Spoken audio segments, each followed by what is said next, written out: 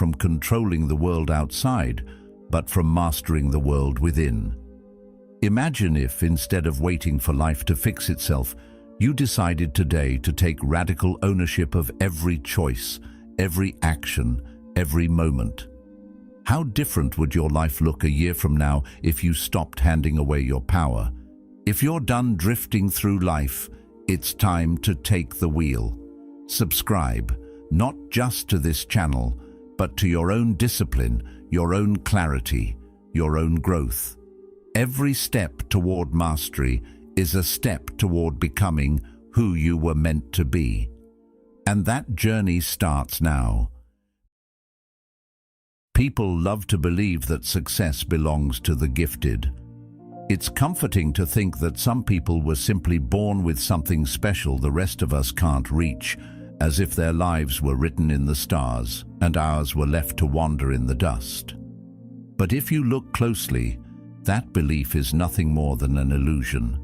It is a story we tell ourselves to excuse our own lack of effort. The Stoics would remind us that talent is far less powerful than discipline, and discipline is available to everyone. A seed, no matter how rare or valuable, will never grow if it isn't placed in soil and watered. The same is true for you. The potential you admire in others isn't magic. It's effort stacked on effort, day after day, often in silence when no one is watching. What makes this illusion dangerous is how easily it becomes a cage. When we convince ourselves that talent is destiny, we quietly surrender before the battle even begins. Think about how many times you've looked at someone's success and said, "They're just lucky, they're just gifted." That thought feels safe, doesn't it? Because if success is only about natural ability, then you don't have to hold yourself accountable for the work you haven't done. You don't have to ask why you've avoided the discomfort of discipline. But every time you choose that excuse, you trade the possibility of growth for the comfort of surrender. And the truth is, comfort has never created greatness. Seneca once said, "Luck is what happens when preparation meets opportunity." What he meant is that those who look lucky are usually the ones who prepared, often for years, while the rest of the world looked away. Carl Jung believed that each of us carries more within us than we often allow ourselves to see. He wrote, "Your vision will become clear only when you can look into your own heart. If you are waiting for proof that you are capable before you act, you will wait forever. Clarity doesn't come first. Action does. Once you begin, once you face the grind and the discipline, your vision sharpens. The illusion of talent fades, and you begin to see that what you thought was unreachable was simply neglected inside you, waiting to be cultivated. Every person you admire began uncertain, flawed, and ordinary. The difference is that they refused to stop. Think about the craftsmen who built cathedrals that took generations to complete. Most never saw the final masterpiece. They laid one stone upon another, trusting that the act of building was worth more than recognition. That's what discipline looks like in practice. You don't measure your worth by how gifted you are on day one. You measure it by how many times you return to the work, even when no one claps, even when the results come slowly. Epictetus taught that no man is free who is not master of himself. Freedom isn't in waiting for a talent you may never see. It's in mastering the choices you make each day, especially the smallest ones. So ask yourself, is it really true that you lack talent, or is it that you have refused to nurture what you've been given? Every time you dismiss yourself with the thought that you aren't naturally gifted, you are watering the weeds of doubt while starving the seeds of your potential. There is no person alive who doesn't carry something worth cultivating. The difference is in who chooses to nurture it with action. If you rise early to practice your craft, if you persist through boredom and failure, if you refuse to quit when the results don't show, what looks like talent will grow. Others may call it natural, but you will know the truth. It was built. not born. The illusion of talent will keep you small if you let it. It will whisper that you can't, that others were chosen and you were not. But look deeper, and you will see that those who rise are rarely the most gifted. They are the most disciplined, the most consistent, the ones willing to pay the price of effort every single day. The world will always celebrate the outcome and call it talent, but you will know, if you choose the harder path, that it was forged through discipline, sharpened through resilience, and sustained by a simple decision, not to stop. And maybe that is where the true test lies. The question isn't whether you were born with enough talent. The question is whether you are willing to nurture the little you have until it becomes more than enough. Because greatness is not a gift, it is a responsibility. And if you take ownership of that responsibility, you will find that what once felt like limitation was the very thing that taught you how to grow. It's easy to speak about accountability when life feels calm. In theory, the word itself sounds strong, noble, and even inspiring. But when the alarm rings before dawn, when the tasks of the day stretch endlessly before you, when nobody is there to watch or applaud, that's when the real weight of accountability reveals itself. In those quiet moments, the shine of the word fades, and what remains is the raw question of whether you will follow through on the promises you whispered to yourself in easier times. True accountability is not glamorous.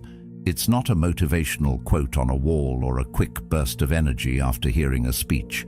It is the grind of showing up when it would be simpler not to, the discipline of carrying the load no one else can carry for you. That heaviness is why so many people talk about accountability but never really practice it. It feels uncomfortable because it strips away excuses. You can no longer say, "I didn't have time," or "I wasn't given the chance," when the mirror asks you plainly, "Did you do what you said you would do?" Marcus Aurelius captured it with sharp simplicity. Waste no more time arguing what a good man should be one. In the same way, waste no more time debating what accountability should look like. Either you act or you don't. Either you honor your word or you betray it. There is no middle ground. And yet, this weight is not meant to crush you. It is meant to strengthen you.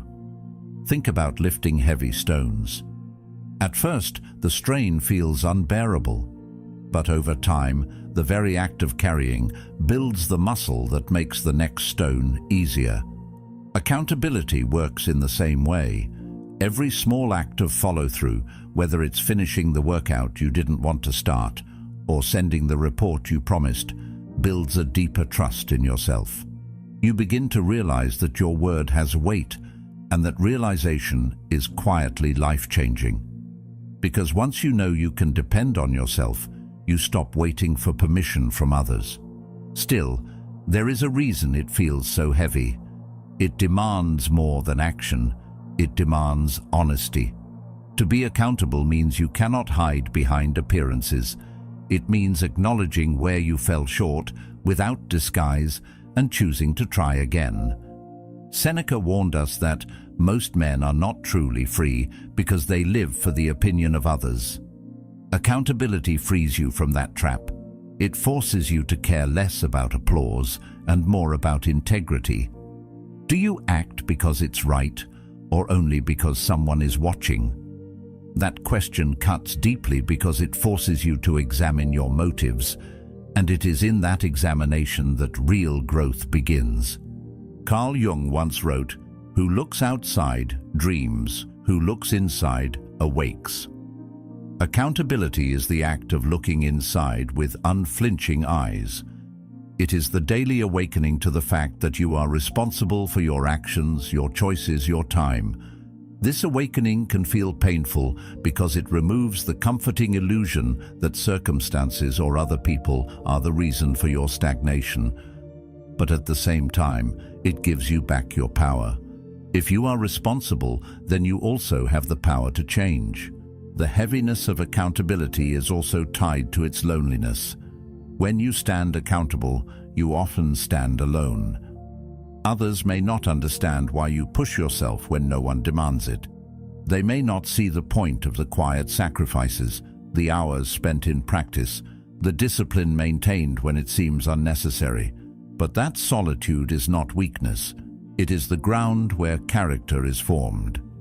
Socrates once said, "The unexamined life is not worth living." Accountability is examination in action. It is the process of constantly testing whether your choices align with the life you claim you want. And that process, while lonely, creates an unshakable foundation. Over time, accountability transforms from weight into freedom. At first, it feels like chains, binding you to commitments that no one else sees. But slowly, you realize those chains are made of your own discipline, and they hold together the structure of your life. Without them, everything collapses. With them, you can stand firm no matter how strong the storm. So when accountability feels heavy, remind yourself that heaviness is the point. You cannot grow strong without resistance. You cannot build trust in yourself without being tested. Accountability does not exist for the easy days when motivation carries you forward. It exists for the days when motivation is gone, when fatigue sets in, when no one else will notice whether you succeed or fail. Those are the moments that define you. Not because others are watching, but because you are. The truth is, accountability will always feel like a burden until you understand it is also a gift.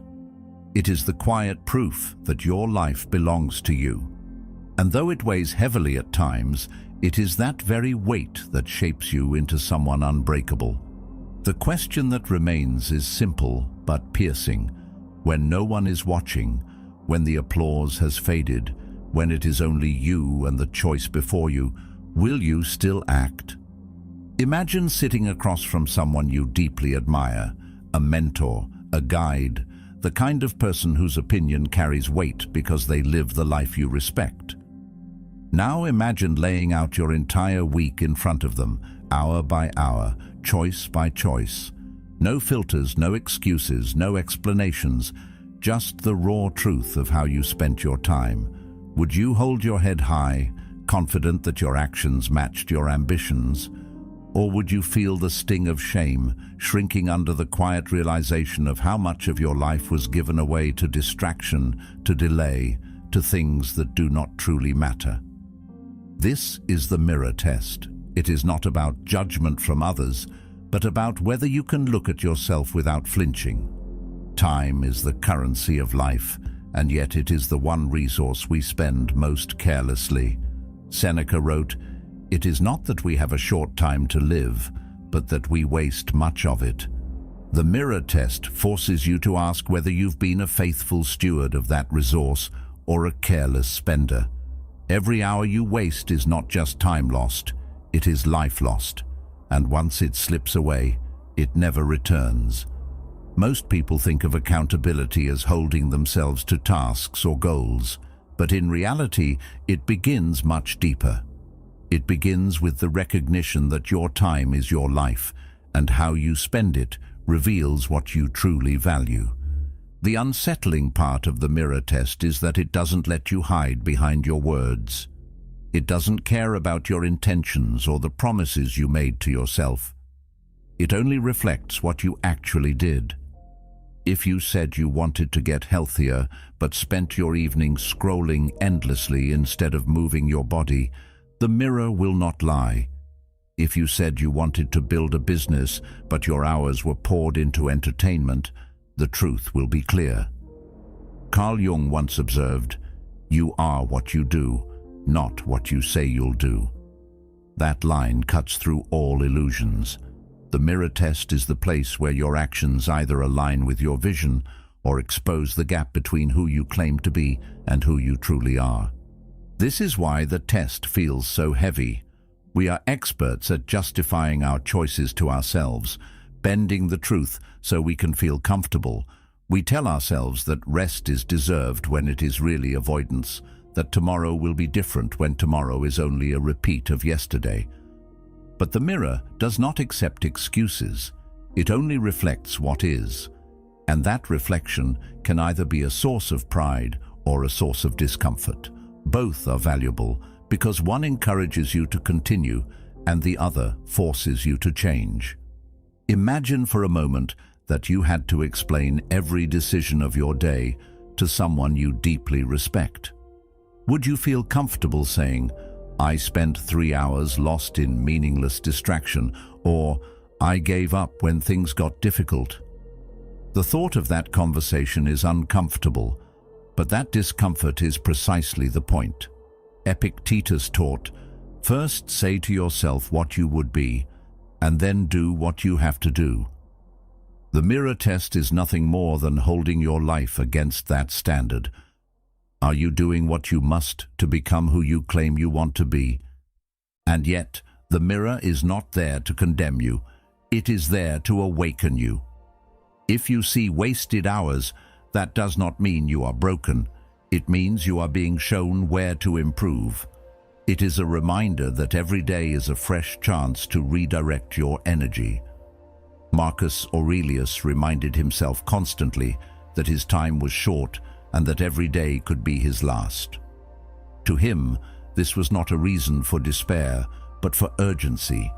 To wake up and realize you have been careless with your hours is not the end, it is the beginning of change. This practice requires courage. It is not easy to see yourself clearly. Most people avoid it by keeping themselves endlessly distracted because silence and reflection bring uncomfortable truths. But it is in that silence that you find your direction. When you begin to take this test seriously, you realize how powerful it is. The hours you once wasted begin to weigh differently because you know you will face them later in the reflection. And slowly, you become more intentional. You begin to ask, if I had to justify this moment, would I feel proud or embarrassed? That simple shift can transform how you live, not because others are watching, but because you are. The mirror is always there, silent but unrelenting. So how much of your life do you let slip away unnoticed? That question is not meant to haunt you, but to remind you of the gift you've been given. Time is limited, fragile, and sacred. When you honor it, you honor yourself. The mirror test is heavy because it strips away illusion, but it is freeing because it gives you clarity. And with clarity comes strength. The strength to align who you are with who you want to be. Excuses are some of the most convincing lies we tell ourselves because they wear the mask of reason. I don't have time. I don't have support. I don't have the resources. On the surface, these statements sound rational, even responsible. But when you strip them down, they are all the same, an attempt to escape the weight of responsibility. They let us feel justified in doing less, while still holding on to the illusion that we wanted to do more. The problem is that excuses may protect our comfort in the short term, but they quietly steal the life we could have lived. Excuses are seductive because they shift the blame away from us. They allow us to imagine that the reason we're stuck has more to do with outside forces than with our own choices. But if you look closer, you'll see that they create a pattern of giving away your power. Every time you say, "I can't," because you hand over the control of your life to something outside yourself. And little by little, you stop believing you have the ability to shape your future. Marcus Aurelius reminded himself daily that you have power over your mind, not outside events. Realize this, and you will find strength. Excuses deny that truth. They convince you that the problem is always out there, when the real solution has always been in here. What makes excuses so dangerous is not just that they delay action, it's that they become part of your identity. The more you repeat them, the more you start to believe them. You convince yourself that you are too busy, too unsupported, too underprepared, and eventually you stop even questioning whether those things are true. You simply live by them as though they were laws written into your life. This is the subtle prison of excuses. You create the bars, you lock the door, and then you complain about being trapped. The truth is, everyone has reasons not to act. Everyone has obstacles, responsibilities, and moments of weakness. What separates those who grow from those who remain stuck is not the absence of obstacles, but the refusal to let excuses define them. Excuses also thrive in comparison. We look at others and say, they had better opportunities, they had more support, they started with more talent, and maybe some of that is true. But the Stoics would remind us that life is not about what you start with, but about what you do with what you have. Socrates taught that he who is not contented with what he has would not be contented with what he would like to have. In other words, if you are waiting for conditions to be perfect before you act, you will never begin. Excuses feed on this illusion of perfect timing, but there is no perfect moment.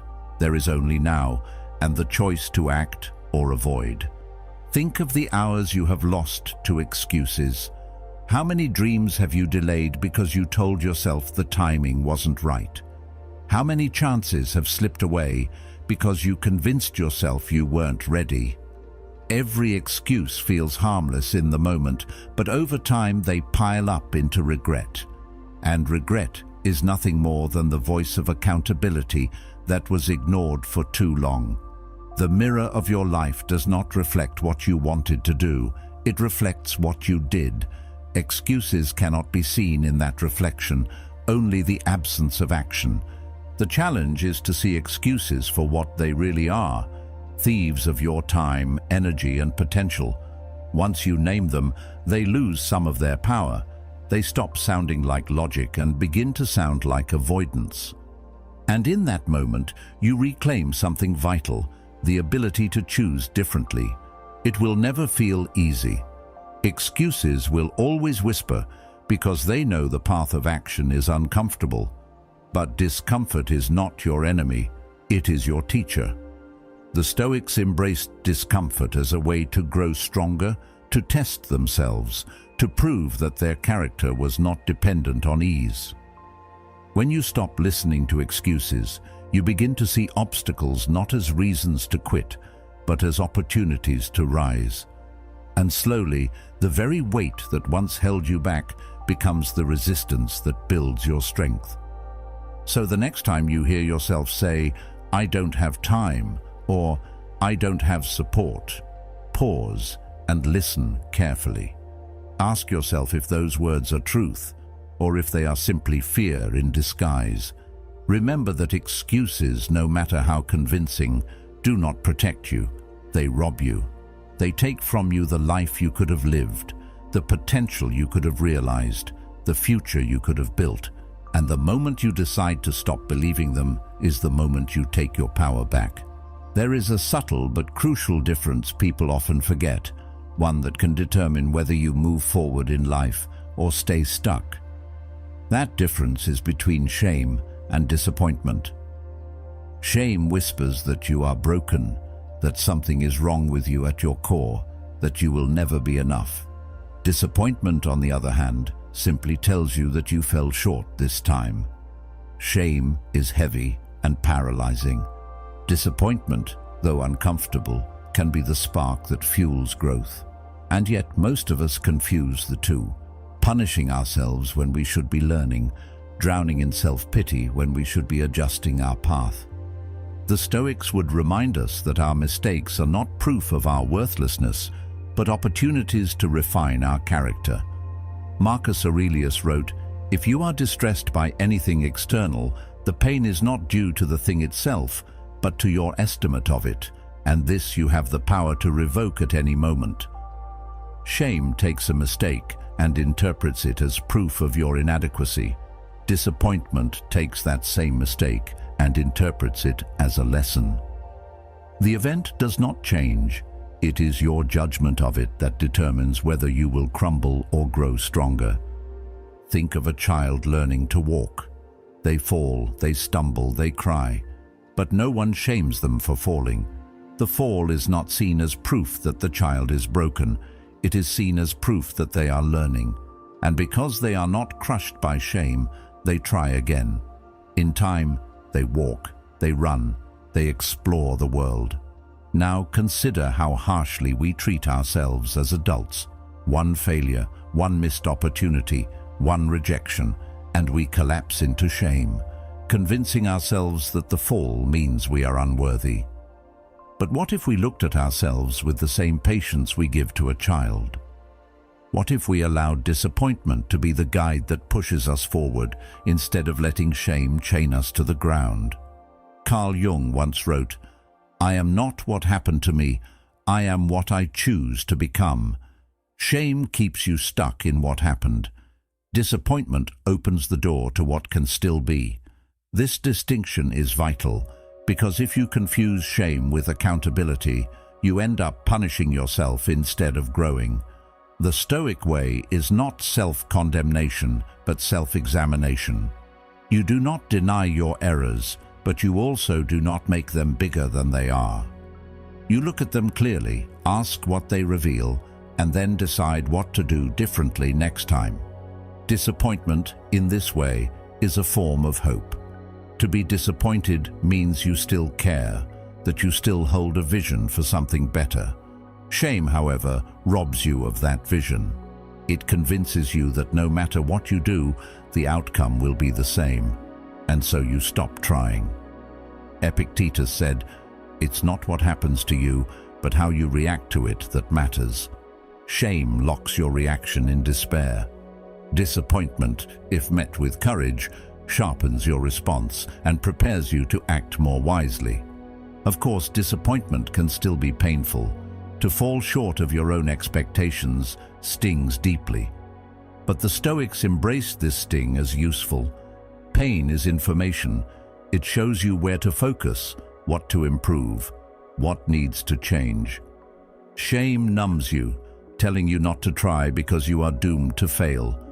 Disappointment keeps you awake, reminding you that you are capable of more. It keeps you restless in the pursuit of your better self. This is why high achievers often live with a quiet sense of disappointment. They hold themselves to high standards and constantly see where they could do better. But instead of letting that awareness become shame, they use it as fuel.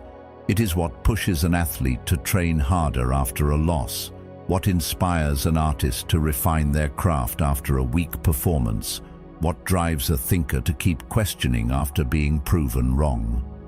In this way, disappointment becomes a tool for resilience. Seneca advised, "A gem cannot be polished without friction, nor a man perfected without trials." That friction is disappointment. It is the resistance you feel when you face the gap between where you are and where you want to be. Shame tells you the gap cannot be crossed. Disappointment tells you the gap exists for a reason, so you can learn how to bridge it. Without friction, without falling short, without that ache of dissatisfaction, there is no refinement. There is only stagnation. So the next time you stumble, pause and ask yourself, am I drowning in shame, or am I sitting with disappointment? If you find yourself telling a story about being broken, unworthy, incapable, that is shame, and it will keep you trapped. But if you can feel the sting without building an identity around it, you give yourself permission to move forward. Disappointment says, "This is not the end. This is feedback. Adjust and try again." The difference is everything. Shame is a weight that presses you down. Disappointment is a weight that strengthens you when you carry it. And the choice between the two lies not in the event itself, but in how you decide to see it. Remember this: falling short does not mean you are broken. It means you are human. And if you choose to see clearly, every disappointment can become the stepping stone that leads you closer to the life you were meant to live. Whenever life pushes back against you, the most powerful thing you can do is also the most uncomfortable. You must ask yourself, how is this my fault? At first, those words feel like an attack, as if you are being asked to take responsibility for things that clearly weren't your doing. But this question is not a weapon meant to break you down. It is a tool designed to uncover where your influence truly lies. It strips away the comfort of blame. It denies you the easy refuge of pointing fingers outward. And in doing so, it forces you to look inward, where your power actually lives. Most people prefer to see themselves as victims of circumstance. It's easier to say, "This happened because of them," or "The system is unfair," than to ask what role we played in the outcome. But the moment you shift your attention from the external to the internal, you reclaim something essential: the ability to change. The Stoics were clear on this distinction. Epictetus taught, "We cannot choose our external circumstances, but we can always choose how we respond to them." Asking, "How is this my fault?" is another way of asking, "What part of my response could I control, but didn't?" Think about a mistake at work, a failed relationship, or a missed opportunity. It's tempting to explain these away by highlighting what others did wrong. But when you take that route, you learn nothing, because the power sits in someone else's hands. If instead you ask what you could have done differently, you begin to see possibilities. Maybe you didn't prepare as thoroughly as you could have. Maybe you avoided a hard conversation until it was too late. Maybe you ignored warning signs because you didn't want to face the discomfort. These realizations sting, but they also light the way forward. Blame only chains you. Responsibility unlocks the door to growth. Carl Jung once wrote, "Until you make the unconscious conscious, it will direct your life, and you will call it fate." When you refuse to ask hard questions, your blind spots run your life. You end up repeating the same mistakes and calling it bad luck. But when you ask, "How is this my fault?" you shine a light into those hidden places. You see patterns of avoidance, weakness, or fear that have quietly shaped your choices. And once you see them, you can no longer pretend you are powerless. The illusion of fate fades, and the reality of choice stands before you. The reason this question feels so terrifying is that it removes excuses. If you can always find some way that your actions contributed, then there is no safe place to hide. That is a hard truth, but it is also liberating, because if there is no safe place to hide, there is also no cage holding you down. You are not doomed to repeat the same cycles forever. You can adjust, you can learn, you can grow. Of course, this is not about self-blame in the destructive sense. You are not meant to berate yourself for everything that goes wrong. Life will always bring storms you did not create: loss, betrayal, accidents. The point of the question is not to assign guilt where it doesn't belong. It is to discover where your influence could have been greater, where your choices shaped the outcome, and how you might respond differently in the future. It's about responsibility, not punishment. Responsibility is not about what's fair, it's about what's useful. And asking how something is your fault is useful, because it reveals where you have the power to act next time. The greatest leaders, thinkers, and creators all share this ability to ask the hard question. They don't waste years nursing old wounds or pointing fingers.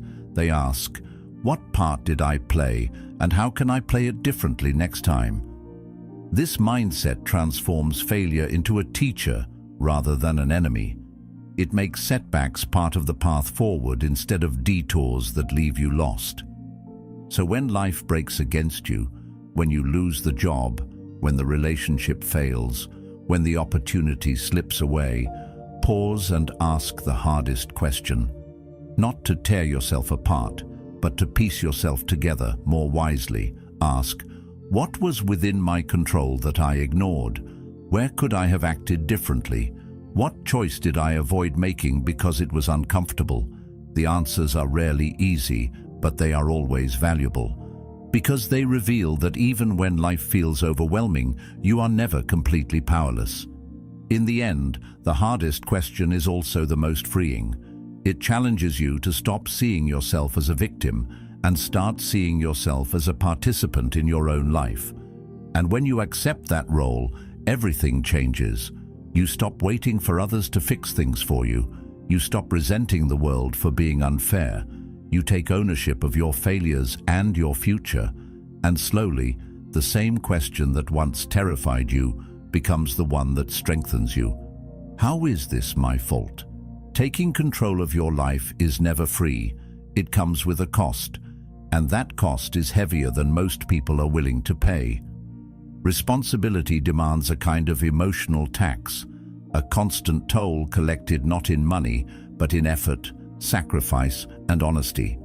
It costs you your comfort, because comfort thrives in avoidance. It costs you your excuses, because excuses dissolve the moment you stand accountable. And it costs you the luxury of pointing fingers, because ownership leaves no room for blame. These costs feel steep, and at times they can feel isolating. But the truth is, what you gain in return is far greater than anything you lose.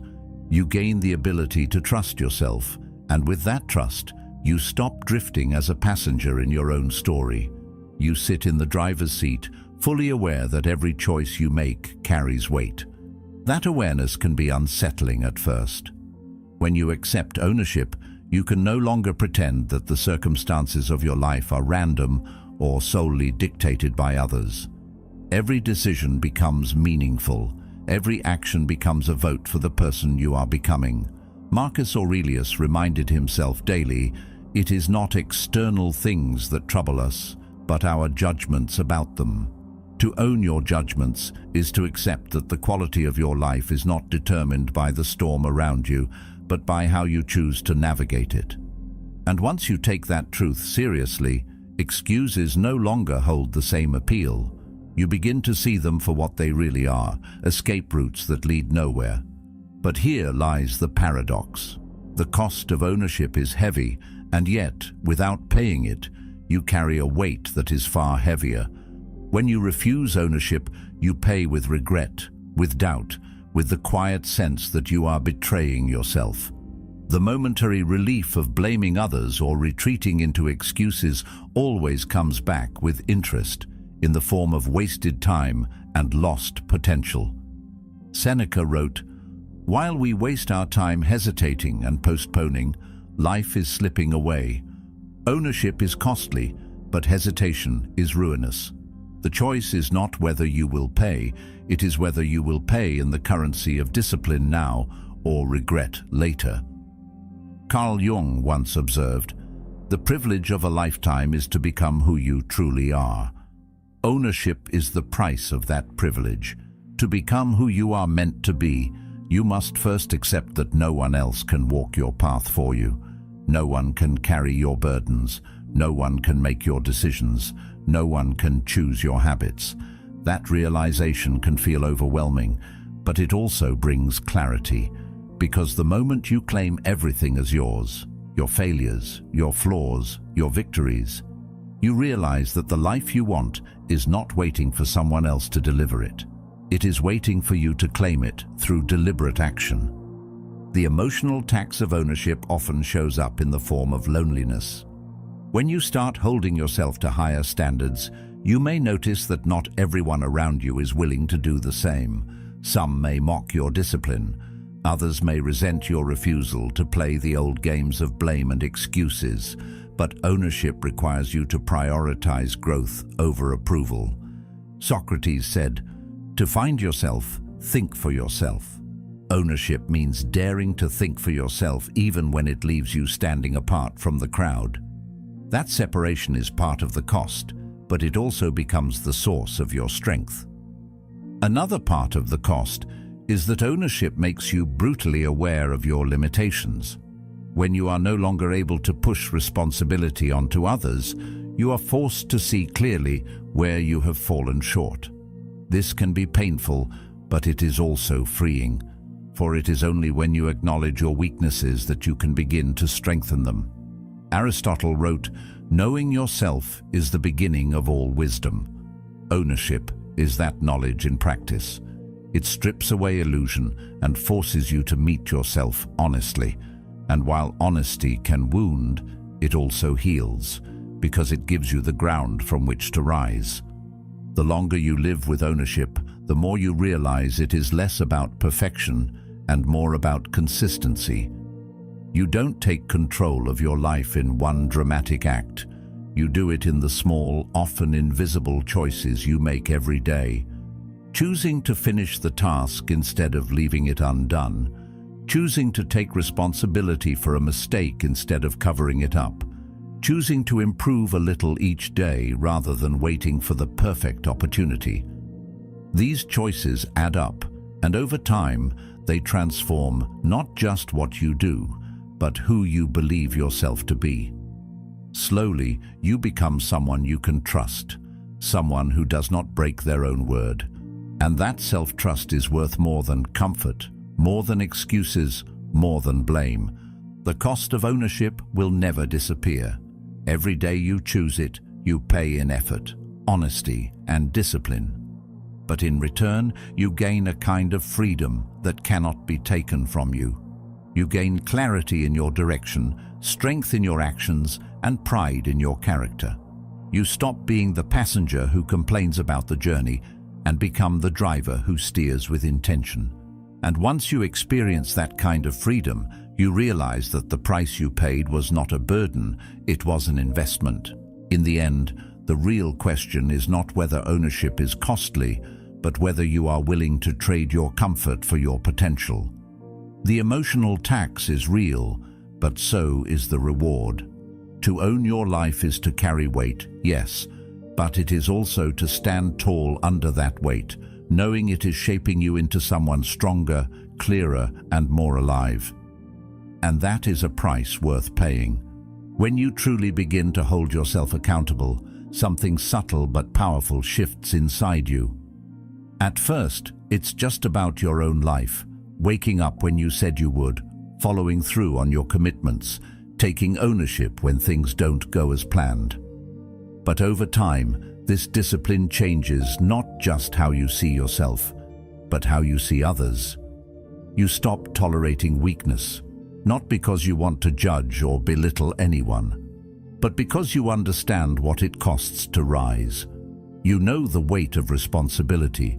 You know the pain of pushing past excuses. You know the discipline required to climb out of comfort and into growth. And once you've paid that price, you can no longer look at avoidance or mediocrity in the same way. It's not judgment, it's recognition. The remarkable thing is that people notice this shift, often without you saying a word. When you hold yourself to a higher standard, others begin to feel it. They see it in your actions, in your consistency, in the quiet way you live what you preach. This is why ownership is contagious. It spreads not through lectures, but through example. This is why becoming the standard matters so much. The world doesn't change because we demand more from others. It changes because we demand more from ourselves. When you raise your own standard, people around you begin to mirror it. A friend starts rethinking their own excuses because they see you choosing discipline over distraction. A colleague works harder because your consistency quietly raises the bar. Even within your family, your example sets a tone that words alone could never achieve. Leadership, in the truest sense, begins here, not with authority, but with ownership. Of course, becoming the standard carries a cost. People will resist you at first. Some will criticize, others may pull away. Accountability threatens those who are not ready to face themselves. But here again, the Stoics offer clarity. Epictetus said, "Don't explain your philosophy, embody it. If your standard unsettles others, let it. Your role is not to lower yourself for their comfort, but to live in a way that calls them upward. You cannot force anyone to rise, but you can refuse to step down. And in time, the very people who once resisted may begin to admire or even follow the path you've chosen. When you take responsibility, when you awaken to your own power, you become more than just another person drifting with the crowd. You become a standard, a measure against which others naturally weigh themselves, and this does not mean perfection. It means honesty, integrity, and a refusal to abandon the responsibilities that make life meaningful. Awakening is not about doing everything flawlessly, but about facing life consciously, without excuses or illusions. The more you embrace this, the more you realize that responsibility is not only personal, it is social. Your actions ripple outward. By living with ownership, you unconsciously give others permission to do the same. When they see you holding yourself accountable, they begin to wonder what might be possible if they did too. In this way, you don't just change your own life, you begin to reshape the culture around you. Seneca once said, "Associate with people who are likely to improve you." When you become the standard, you are that person for others. You are the one whose presence lifts rather than drags down, whose example pushes rather than excuses. And yet, the work never ends. Becoming the standard isn't about reaching a point where you are beyond failure. It's about staying committed to the path, even when it is difficult, even when it feels lonely. The higher your standard, the more you will see your own shortcomings. But that is part of the process. It keeps you humble, it keeps you honest, and it keeps you moving. Aristotle once wrote, "We are what we repeatedly do." Excellence, then, is not an act, but a habit. Becoming the standard is not a single achievement. It is the habit of excellence practiced day after day in ways both small and great. In the end, this is the heart of ownership. It begins within you, but it doesn't stay there. It spreads into your work, your relationships, your community. It shapes the way others see themselves, often without them even realizing it. If you want a better world, it starts with you.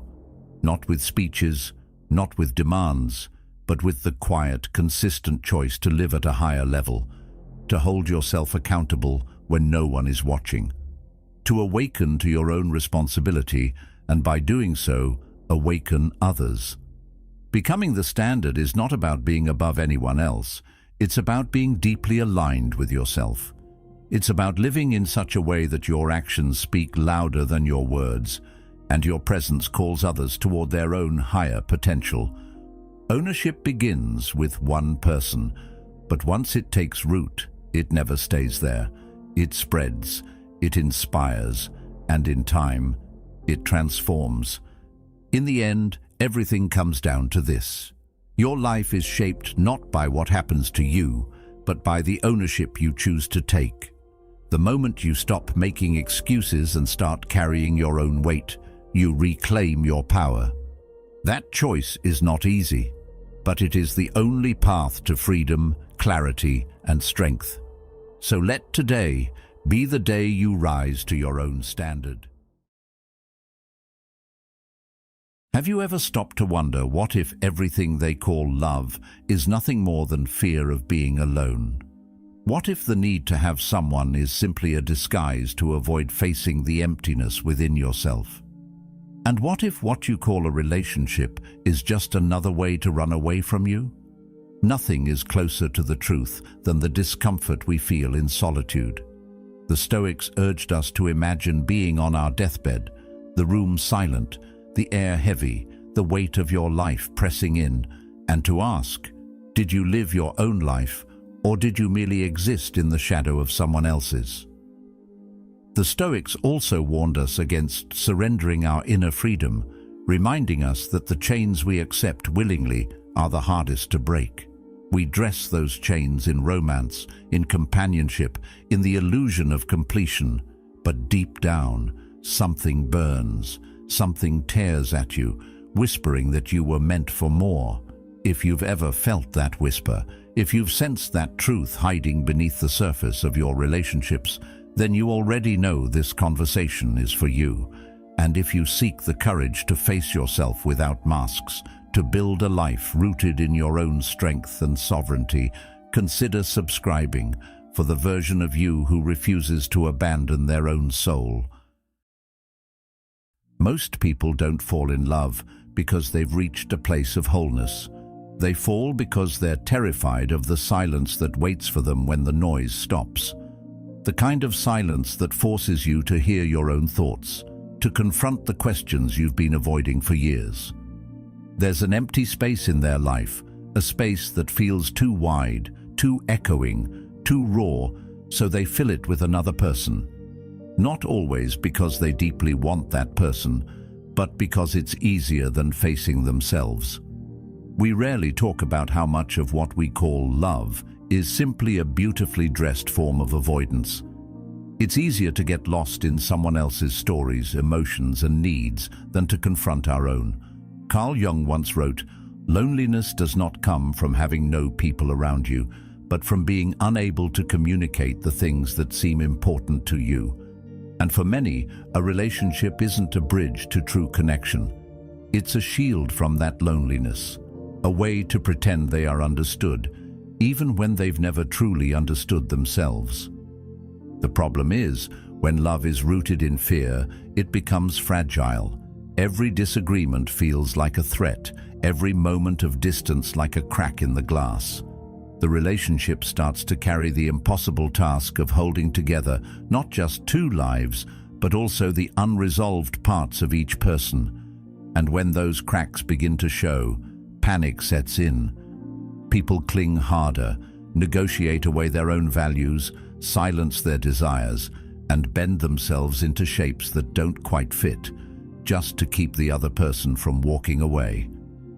It's not love at that point. It's a survival tactic. It's a way to keep from being left alone with the very silence they've been running from. In love, the opposite often happens.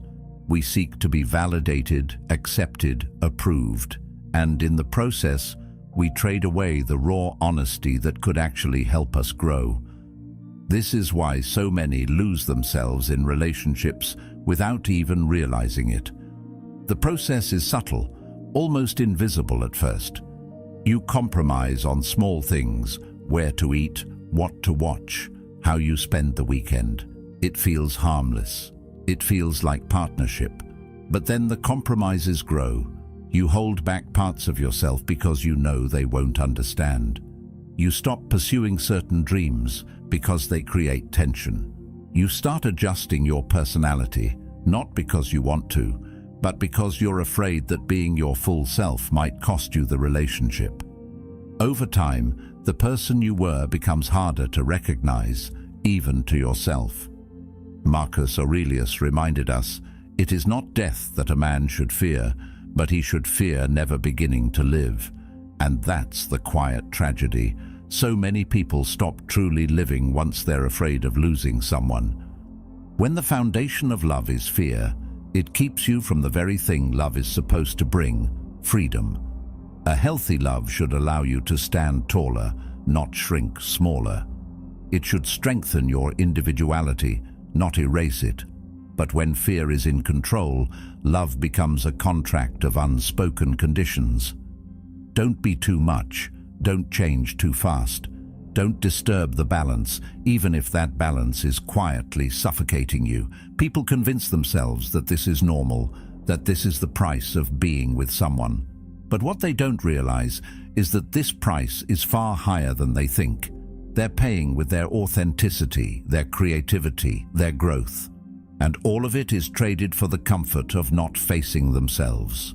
The irony is, the silence they're running from is not their enemy, it's their teacher. In solitude, the noise fades, and you begin to hear your real voice again. At first, it's uncomfortable. You hear doubts, fears, regrets. But if you stay with it long enough, you also hear your values, your calling, your truth. Jung said, "The privilege of a lifetime is to become who you truly are." You cannot do that if you're always drowning in someone else's presence, if your every thought is shaped to keep the peace rather than to find your own center. The fear behind love is rarely about losing another person. More often, it's about losing the distraction they provide.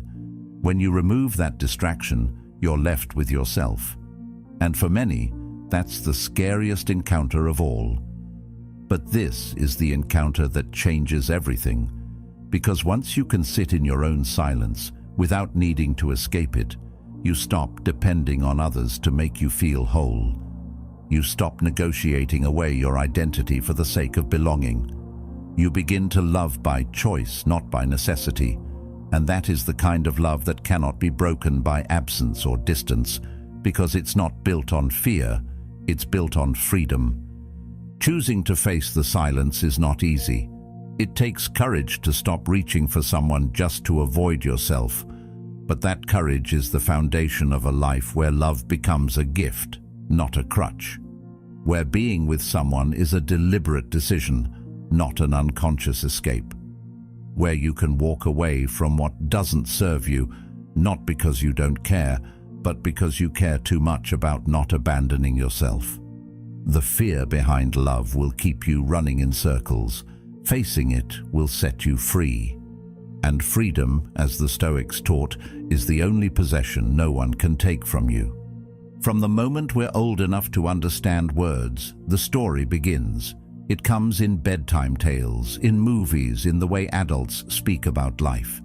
You grow up, you meet someone, you fall in love, and you settle down. It's painted as the ultimate destination, the final chapter where all loose ends are tied and the credits roll over a happy ending.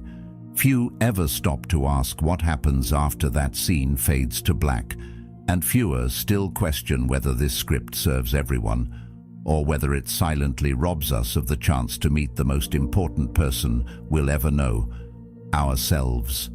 This conditioning doesn't arrive like a command. It's softer, more insidious. It lives in casual questions from relatives. When are you going to meet someone? As if your life is a waiting room for love. It hides in compliments that compare your worth to your relationship status. By the time we're adults, the message is no longer questioned. It's absorbed, unquestioned, like gravity. The effect of this quiet programming is profound. Without even realizing it, many people grow into adults who believe that life without a partner is incomplete by definition. They may travel, learn, build careers, but somewhere in the back of their mind there's a constant, unspoken reminder that all of it is just filler until they find someone. And so they enter relationships not out of readiness or genuine self-knowledge, but out of a sense of duty to the story they were handed. Carl Jung once wrote, "The most terrifying thing is to accept oneself completely." For many, a relationship becomes a way to avoid that terrifying work. If someone else validates us, we don't have to fully validate ourselves. If someone else mirrors back our value, we don't have to face the silence that asks us to define it for ourselves. This invisible conditioning shapes not only who we choose, but how we behave once we've chosen. If you've been taught that your worth is tied to being partnered, you will often endure situations that harm you just to avoid returning to the dreaded state of being single. You will ignore red flags, tolerate disrespect, or contort yourself into someone else's ideal rather than risk the shame of ending up alone. Marcus Aurelius once observed, "It is not the things themselves that disturb us, but our judgments about them." The judgment here is subtle but crushing. Alone equals failure, together equals success. It is this false equation that keeps countless people trapped in lives that do not reflect who they truly are. It's worth noticing that this script doesn't account for individuality. It's one size fits all, yet sold as universal truth. Some people flourish in deep, committed partnerships. Others need long stretches of solitude to truly grow. But the conditioning rarely leaves room for the second option. Solitude is reframed as loneliness, and loneliness is presented as a problem that must be solved quickly. This pressure doesn't just come from others, it begins to live inside you. Even when no one is watching, you might feel restless in your own company, as if you're wasting time by not moving toward that prescribed ending.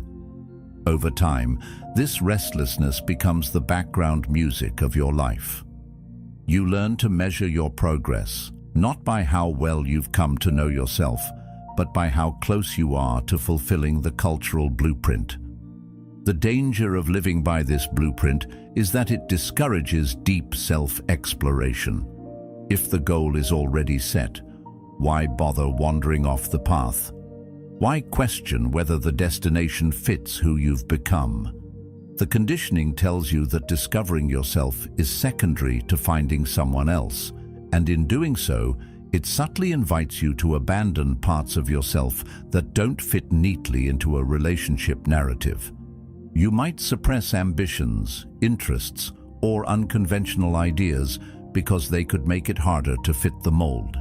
In this way, the story doesn't just shape your relationships, it shapes your identity. Jung often spoke of individuation, the process of becoming your true self, as the central task of life. This journey demands time, space, and a willingness to stand apart from the crowd.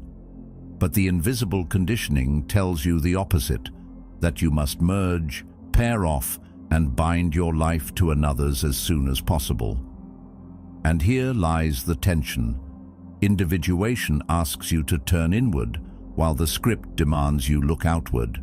Without realizing it, you may spend decades living in the tension between these two forces, pulled away from your own becoming by the gravitational pull of expectation. It's not that love or companionship is wrong. The issue is when it becomes compulsory, when it's sought reflexively, without considering whether you're ready or whether the person you're becoming is even compatible with the role you've been taught to play. Relationships entered under the weight of conditioning often become mirrors of that conditioning, safe, familiar, but unchallenging. You may find comfort, but you won't find the full truth of yourself. And the tragedy is that by the time you notice, years may have passed, and the person you could have been feels distant, almost unreachable. The first step in loosening the grip of this conditioning is awareness. To see the story for what it is, a story, not an absolute law, changes everything.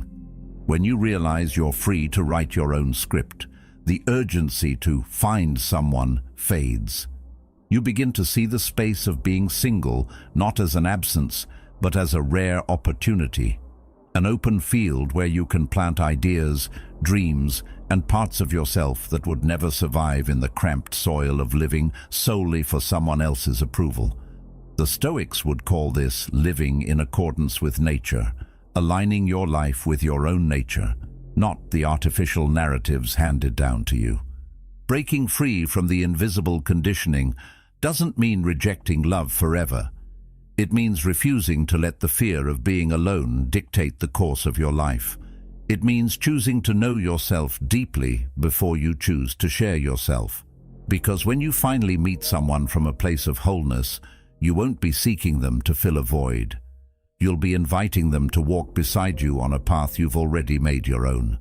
And that is the kind of connection that no conditioning can manufacture, because it's born from freedom, not from fear. It doesn't happen in a single moment you can point to. It's not as if one day you wake up and everything is different. No, it's slower than that. So slow you can convince yourself nothing is really changing. It starts with a tiny compromise. You skip something you wanted to do because it doesn't fit the plan. You soften your opinion in a conversation to avoid a little friction. You tell yourself it's not worth the argument, that this is what maturity looks like, that love means meeting in the middle. And at first it feels harmless, even noble. But over time, those small concessions begin to stack up, and the person you were starts to fade, not because anyone demanded it outright, but because you offered it piece by piece without noticing the cost. The shift is so subtle you barely feel it happening. You adapt to make things smoother, to keep the peace, to protect the bond you think you can't live without. And while compromise is part of any connection, there's a difference between adapting and erasing.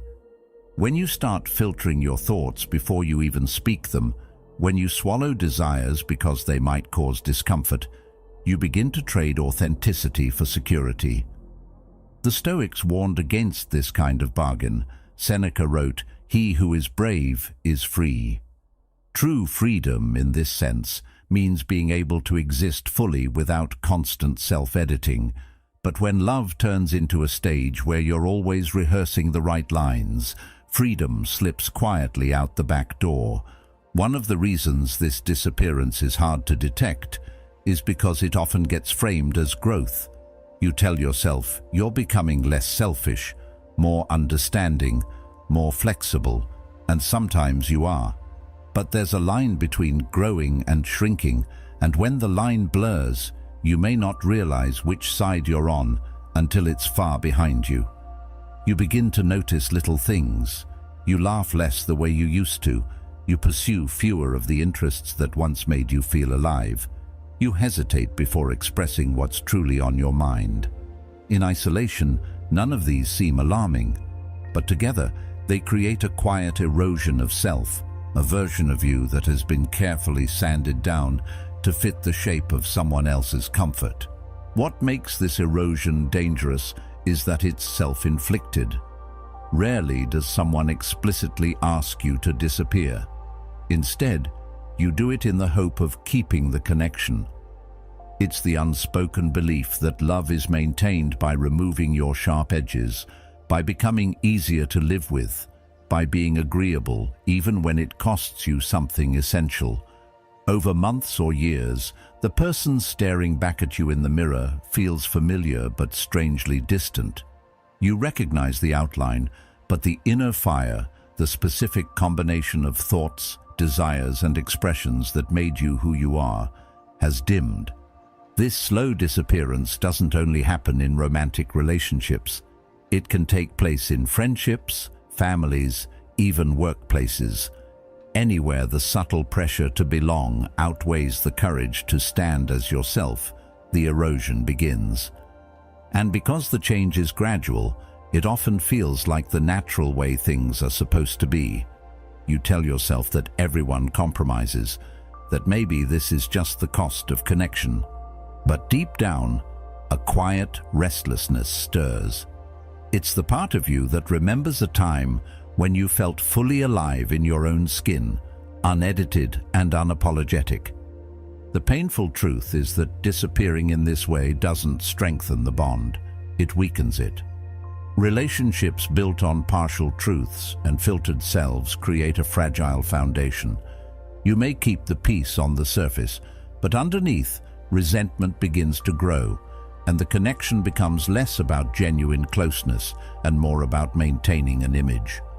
Marcus Aurelius reminded us, the soul becomes dyed with the color of its thoughts. If your thoughts are constantly tailored to avoid conflict, then your soul slowly adopts the muted tones of avoidance, losing the vibrant colors that made you unique. Reclaiming yourself from this disappearance isn't about swinging to the other extreme and refusing compromise altogether. It's about remembering that the truest form of love, whether romantic, platonic, or even self-love, thrives when both people stand whole. It's about recognizing that you can be kind without erasing your boundaries, that you can be loving without silencing your truth. The courage to be fully yourself will sometimes create tension, but tension is not the enemy. As the Stoics understood, the tests we face are the training ground for strength. A relationship that cannot withstand your authenticity is not one that can truly hold you. The slow disappearance is seductive because it feels safe. But that safety is an illusion if it comes at the expense of your own life force. You are not meant to be a softened, palatable version of yourself just to preserve an idea of love. Love that demands your absence is not love. It's a contract for slow self-abandonment. And when you finally see this, you begin to understand that the greatest gift you can give any relationship is the fullness of who you are, unshaped by fear and uncut by compromise. Because the moment you stop disappearing, you stop trading your life for someone else's comfort, and you start living it as it was meant to be lived, whole, present, and unmistakably yours. Belonging is one of the deepest human desires. We are wired to seek it, to feel anchored in a place, a group, or a person. There is comfort in knowing you have somewhere to return to, someone who will call you theirs, a life that feels shared rather than solitary. But what we rarely acknowledge is the quiet toll this belonging can take when it's not grounded in true freedom. The cost is rarely demanded outright. Instead, it shows up as a constant, almost invisible negotiation of your thoughts, your desires, your very essence. You learn over time which parts of yourself are welcome and which should be hidden away. And the more you trade away those parts, the safer you seem to feel, even as something essential in you begins to fade. The safety of belonging often comes wrapped in rules. Some are spoken, most are not. You discover that certain opinions are better left unsaid because they disturb the peace. Certain ambitions should be toned down because they threaten the balance.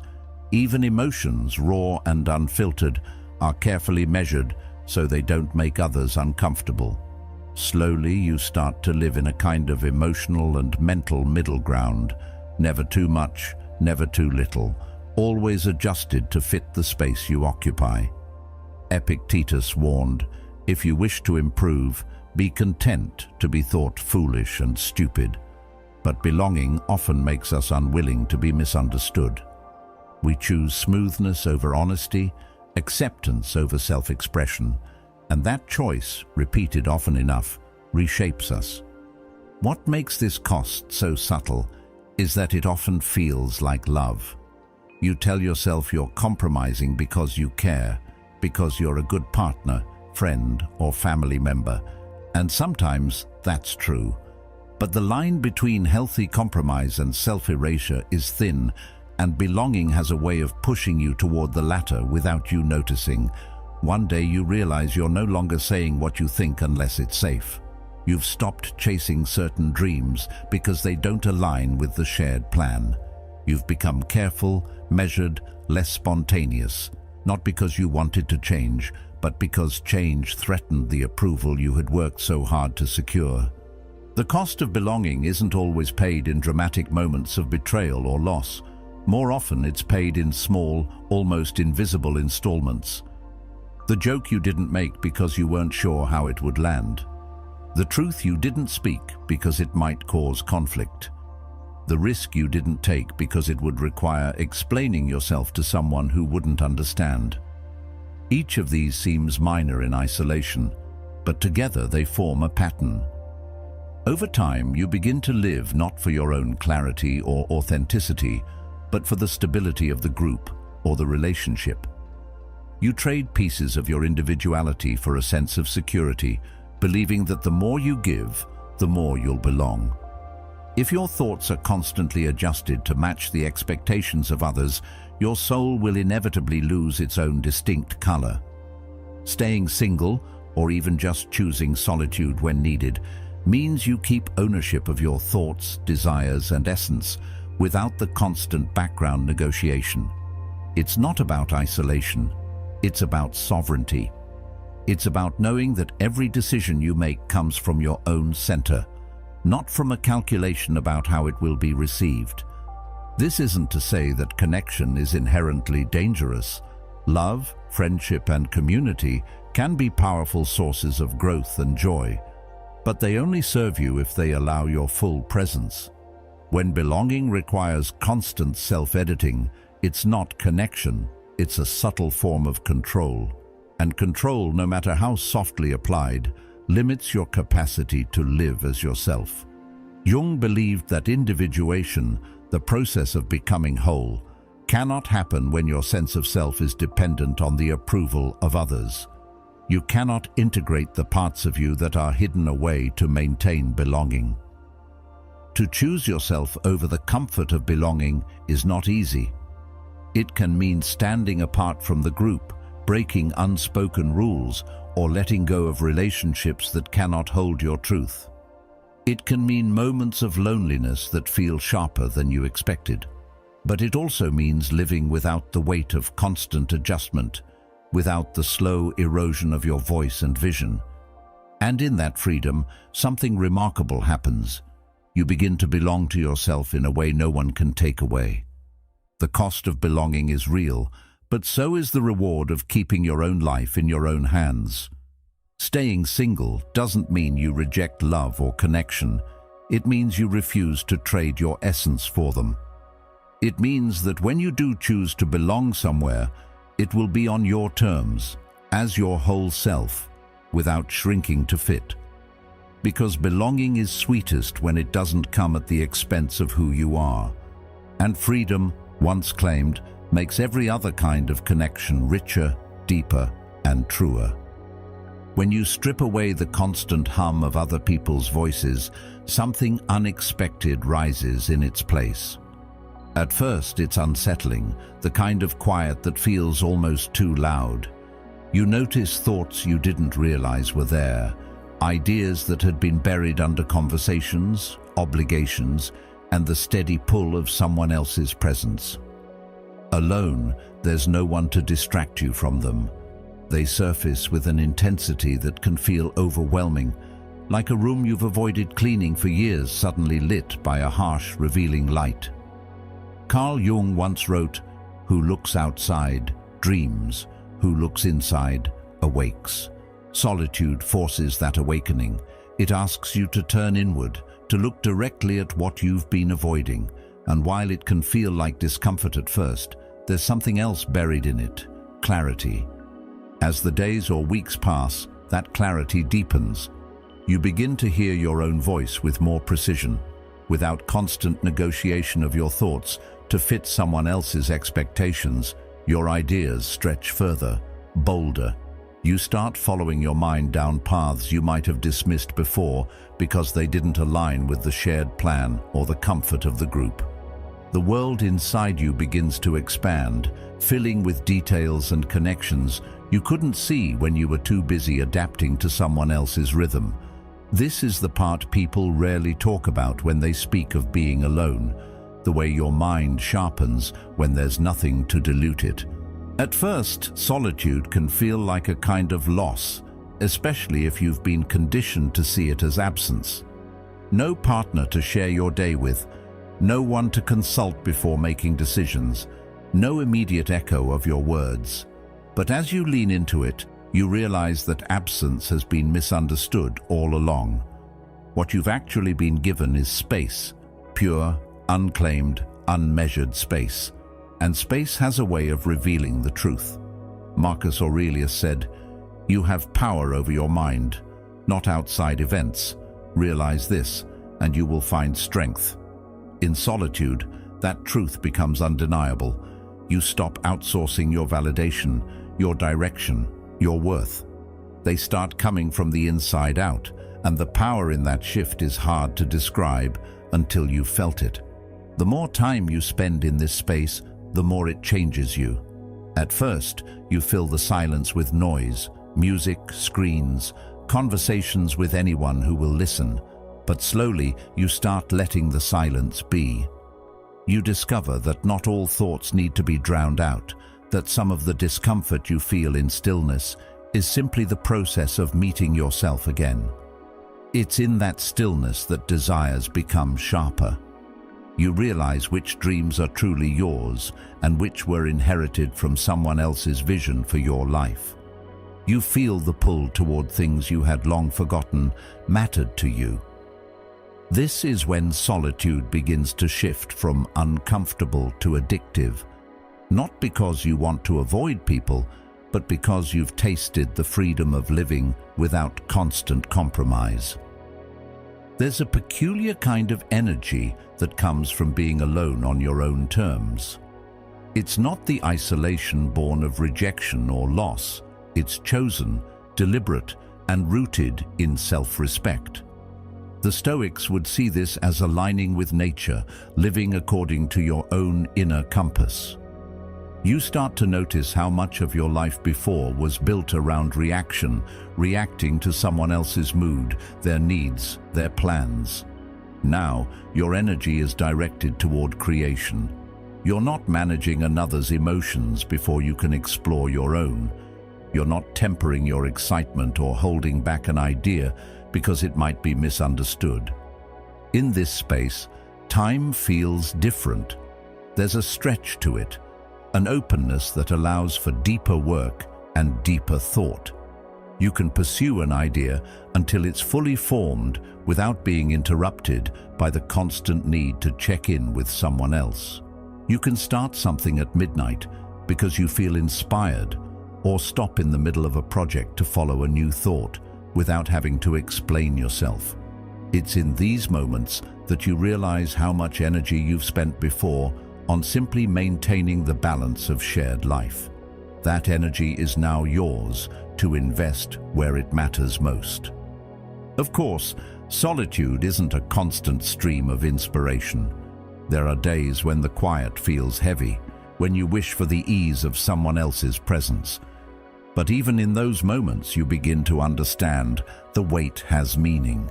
It's shaping you, building your capacity to stand on your own, to sit with your own mind without running from it. Eventually, the space solitude creates stops feeling like a void and starts feeling like home.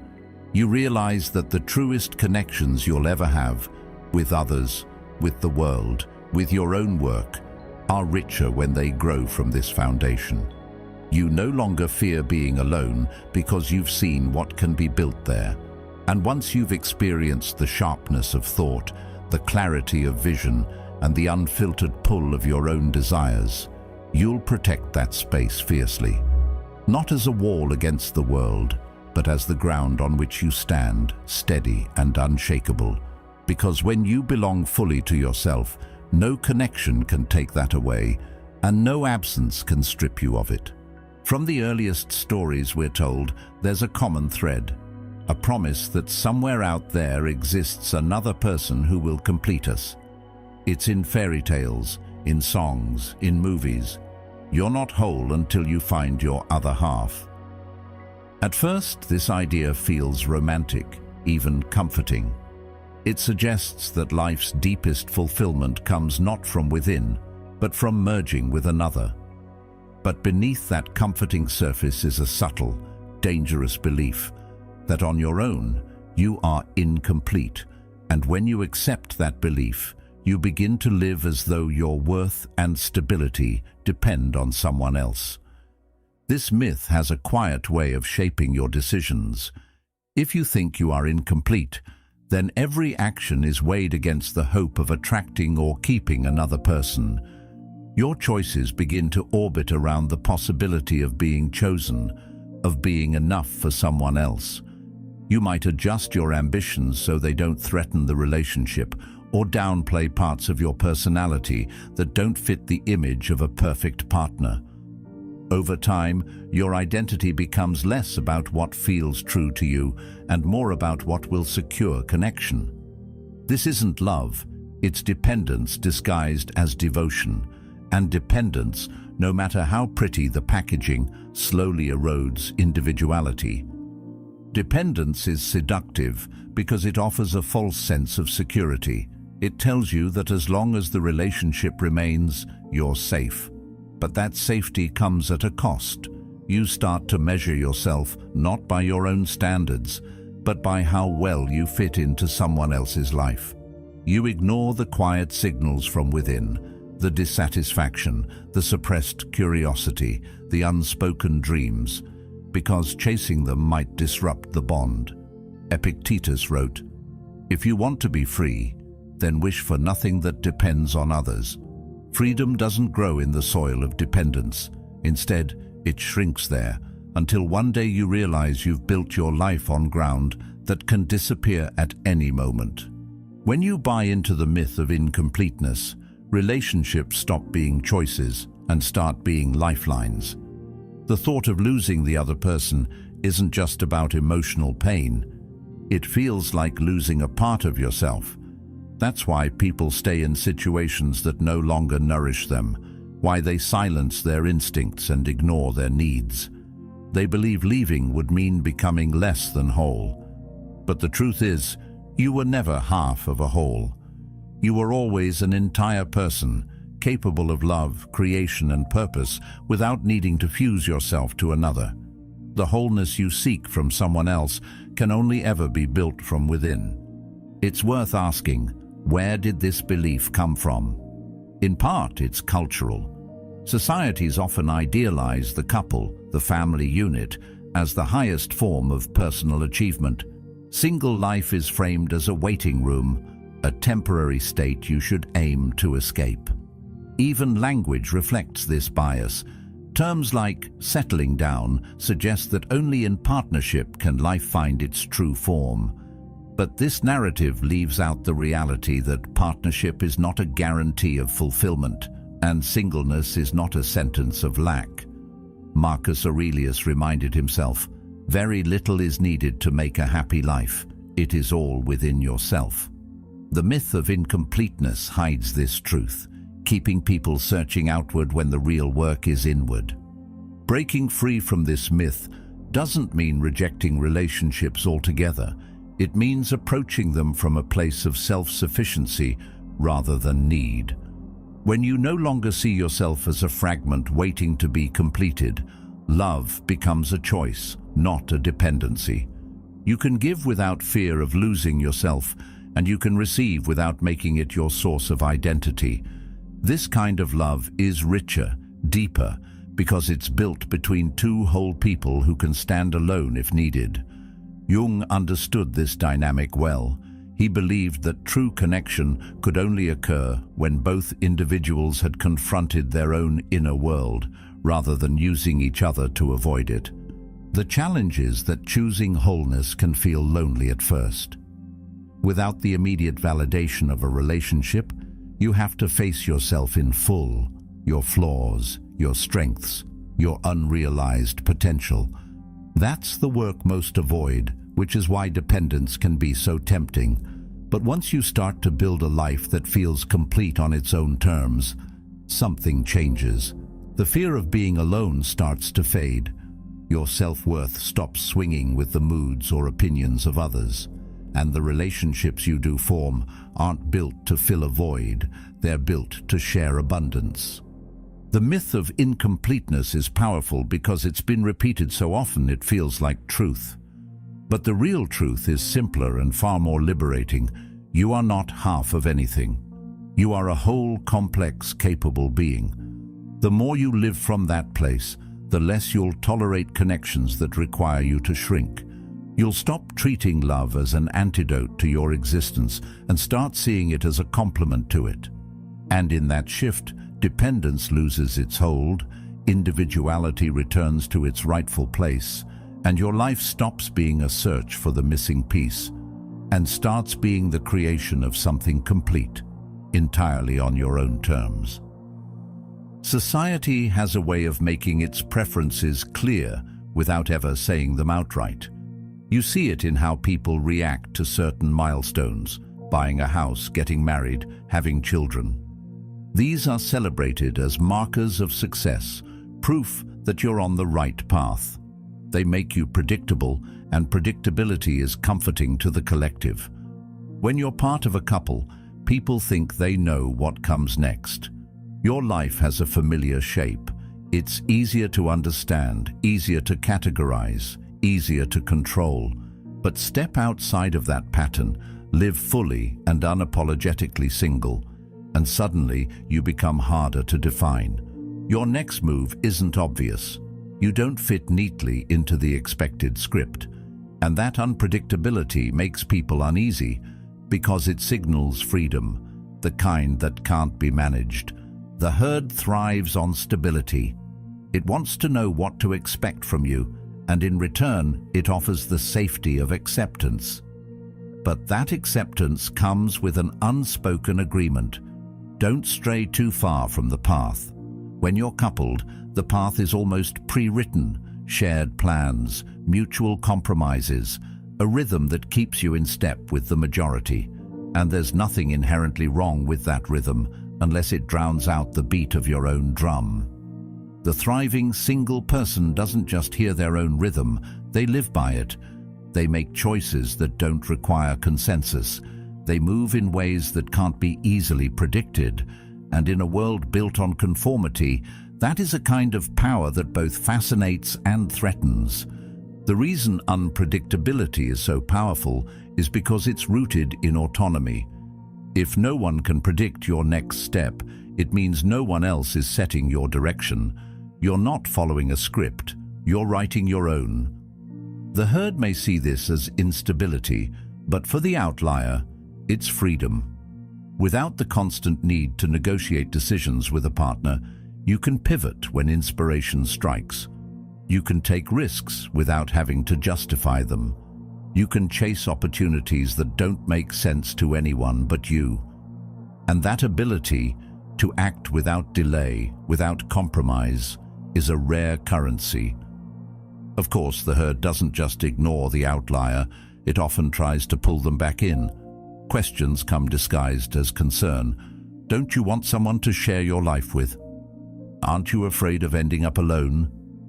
Beneath these questions is an assumption that a life outside the couple framework is less valuable, less complete. But these are the questions of people who measure life by how well it mirrors the majority.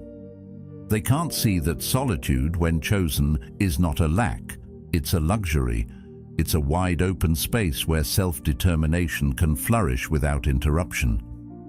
The outlier knows this, and that knowledge becomes a shield against the subtle pressure to conform. What unsettles people most about the thriving single person is not their solitude, it's their contentment within it. If you're alone and miserable, the herd feels validated. It proves their path is the better one. But when you're alone and thriving, you disrupt the narrative. You show that happiness and fulfillment aren't exclusive to the couple's lane, and that makes others question the compromises they've made. Jung understood this discomfort, noting that the most intense conflicts, if overcome, leave behind a sense of security and calm that is not easily disturbed. The thriving single person has faced the conflict of societal expectation head-on, and in overcoming it, they've found a calm the herd can't quite replicate. Unpredictability also breeds resilience.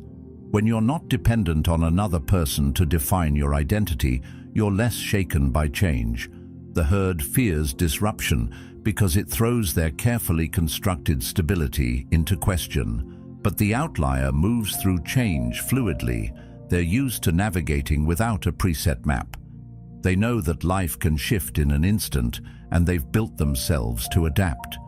This adaptability is another form of power, one that allows them to seize opportunities and weather challenges without losing their sense of self. In the end, the difference between the herd and the outlier isn't about relationships, it's about agency. The herd follows patterns laid out by others, finding safety in numbers. The outlier takes the risk of stepping off the path, knowing that the terrain may be unpredictable, but also knowing that it is theirs to explore. And in claiming that risk, they gain something the herd often sacrifices: the right to live entirely on their own terms. The thriving single person understands that unpredictability is not chaos, it's potential. It's the openness to be shaped by choice, rather than by default.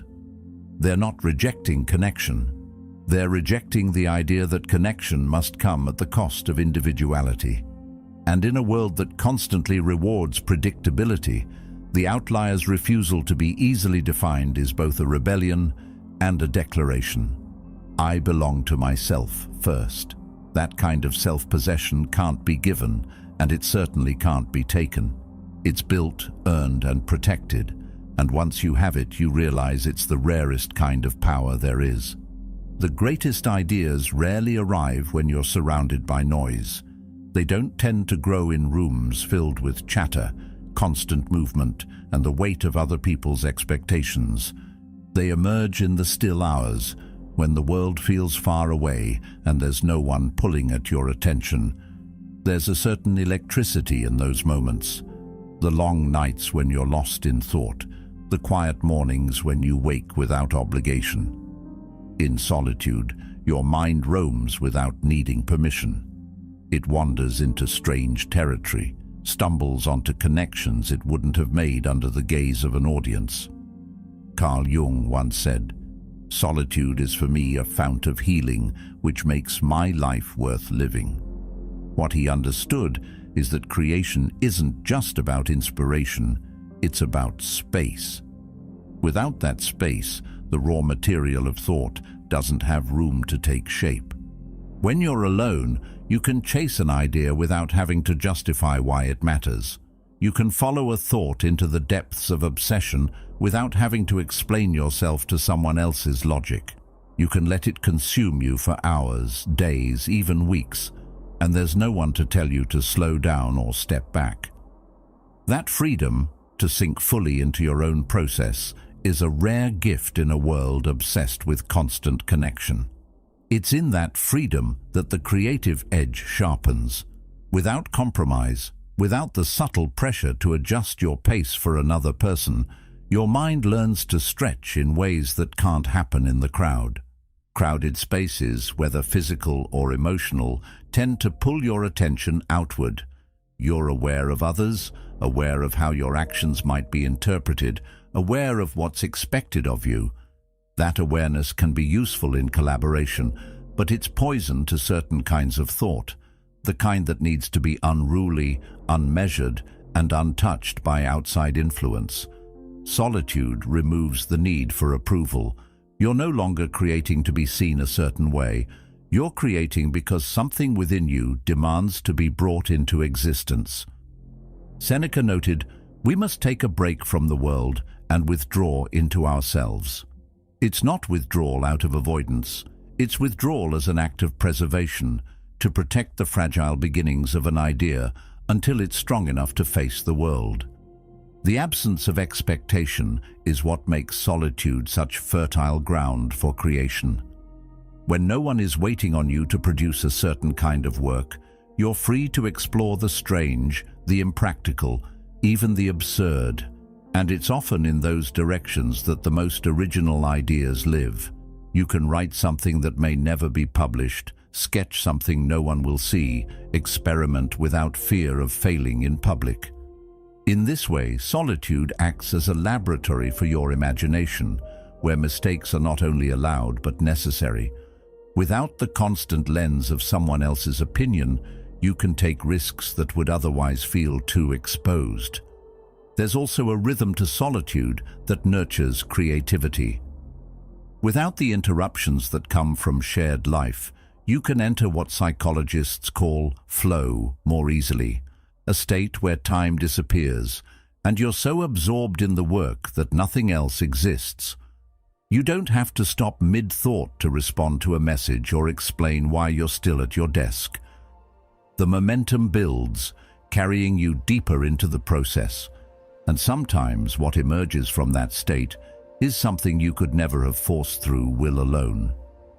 Marcus Aurelius wrote, "Nowhere you can go is more peaceful, more free of interruptions than your own soul. And in that uninterrupted space, your best work often finds you." The creative edge of being alone isn't just about producing more, it's about producing work that feels truer. In the absence of others, you stop mimicking. You stop unconsciously shaping your ideas to match what's popular or what will be praised. You stop editing before you've even begun. What comes out is raw, unfiltered, and entirely yours. Even if it's imperfect, it carries your signature in a way that work made under constant influence never can. That authenticity is worth more than polish, because it's the foundation of a voice that can't be replicated. This is why so many thinkers, writers, and artists throughout history have sought solitude, not as a rejection of people, but as a necessary ingredient in their work. They understood that while collaboration has its place, the deepest, most transformative insights are often born in the quiet hours no one else sees. Alone, you can wrestle with your own contradictions, push against your own limits, and listen for the truths that don't speak loudly enough to be heard in the crowd. Those truths might unsettle you at first, but they're the ones that tend to reshape everything you create afterward. In the end, the creative edge of being alone comes down to this. Solitude gives you room to hear yourself clearly, without interruption, without dilution. It allows you to build something before the world has a chance to tell you what it should be. And once you've experienced that kind of space, once you've felt what it's like to create without compromise, you start to guard it fiercely. Not because you want to shut the world out, but because you've seen how much more alive your work, your ideas, and your very self become when you give them the gift of being born in silence.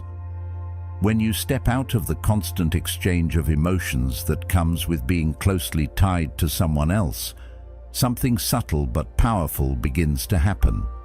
At first, it's disorienting. You're used to checking the emotional temperature of another person before you even know your own. You've been conditioned to adjust your tone, your energy, your words to keep balance or avoid conflict. But when you remove yourself from that constant negotiation, the static starts to clear. You begin to realize just how much of what you've been feeling all along wasn't even yours. It's not that other people intend to weigh you down, it's just what happens when you're deeply connected. Their highs become your highs, their lows seep into your bones. Over time, it becomes harder to tell where you end and they begin. But in solitude, you start to notice the difference. You realize that the irritation you've been feeling isn't a permanent part of you. It's residue from constantly managing another's frustrations. The heaviness that used to linger in your chest doesn't belong to you at all. It's something you absorbed in the process of trying to keep the peace. The Stoics believed that our peace of mind depends not on events themselves, but on the judgments we attach to them. When you're alone, those judgments are finally yours, unfiltered and unshaped by someone else's lens. At first, this clarity can feel almost too sharp. You're not used to sitting with emotions without immediately explaining or justifying them to another person. There's no one to reassure you that you're overthinking, no one to distract you with their own crises. You're left to feel what you feel in full. And in that full, unmediated experience, you start to hear yourself again. You notice what actually excites you, not what you've been pretending to be excited about to match someone else's mood. You notice what truly irritates you, not just what's been convenient to argue over. Slowly, your emotional landscape stops being a shared space and starts becoming your own territory. This is where the detox really happens. Without the constant influx of another person's needs, moods, and unspoken expectations, your nervous system begins to settle. You stop waking up braced for emotional surprises. You stop rehearsing conversations in your head before they happen. You start moving through the day without the weight of invisible negotiations. Should I say this? Will this upset them? Do I need to fix this before it becomes a problem? The space left behind isn't empty, it's breathable. It's filled with your own rhythm, your own pace, your own sense of balance. Emotional independence doesn't mean you stop caring about others. It means you stop carrying them in ways that cost you yourself. In solitude, you learn to communicate those things to yourself first. You learn to validate your own emotions without waiting for someone else to acknowledge them. You give yourself permission to feel without the need to edit for someone else's comfort. And when you do re-enter connection with others, you do so from a place of groundedness rather than entanglement. One of the most surprising parts of this process is the way joy changes. When you're constantly linked to another person's emotional state, your joy is never entirely yours. It's either amplified by their happiness or dampened by their unhappiness. Alone, your joy becomes self-generated, steady, and less vulnerable to being pulled apart by someone else's storm. You start noticing the small, pure pleasures that were once background noise, the way light hits your kitchen in the morning, the sound of your own laughter at something only you find funny. the calm that comes from simply being in your own space. This emotional detox is not always comfortable. There will be moments when you feel the absence of someone else's emotional presence as a kind of emptiness. You might even feel the pull to seek out that old entanglement just to feel something familiar. But if you can resist the urge to fill the silence too quickly, you'll discover that the emptiness was never emptiness at all. It was space waiting to be reclaimed by you.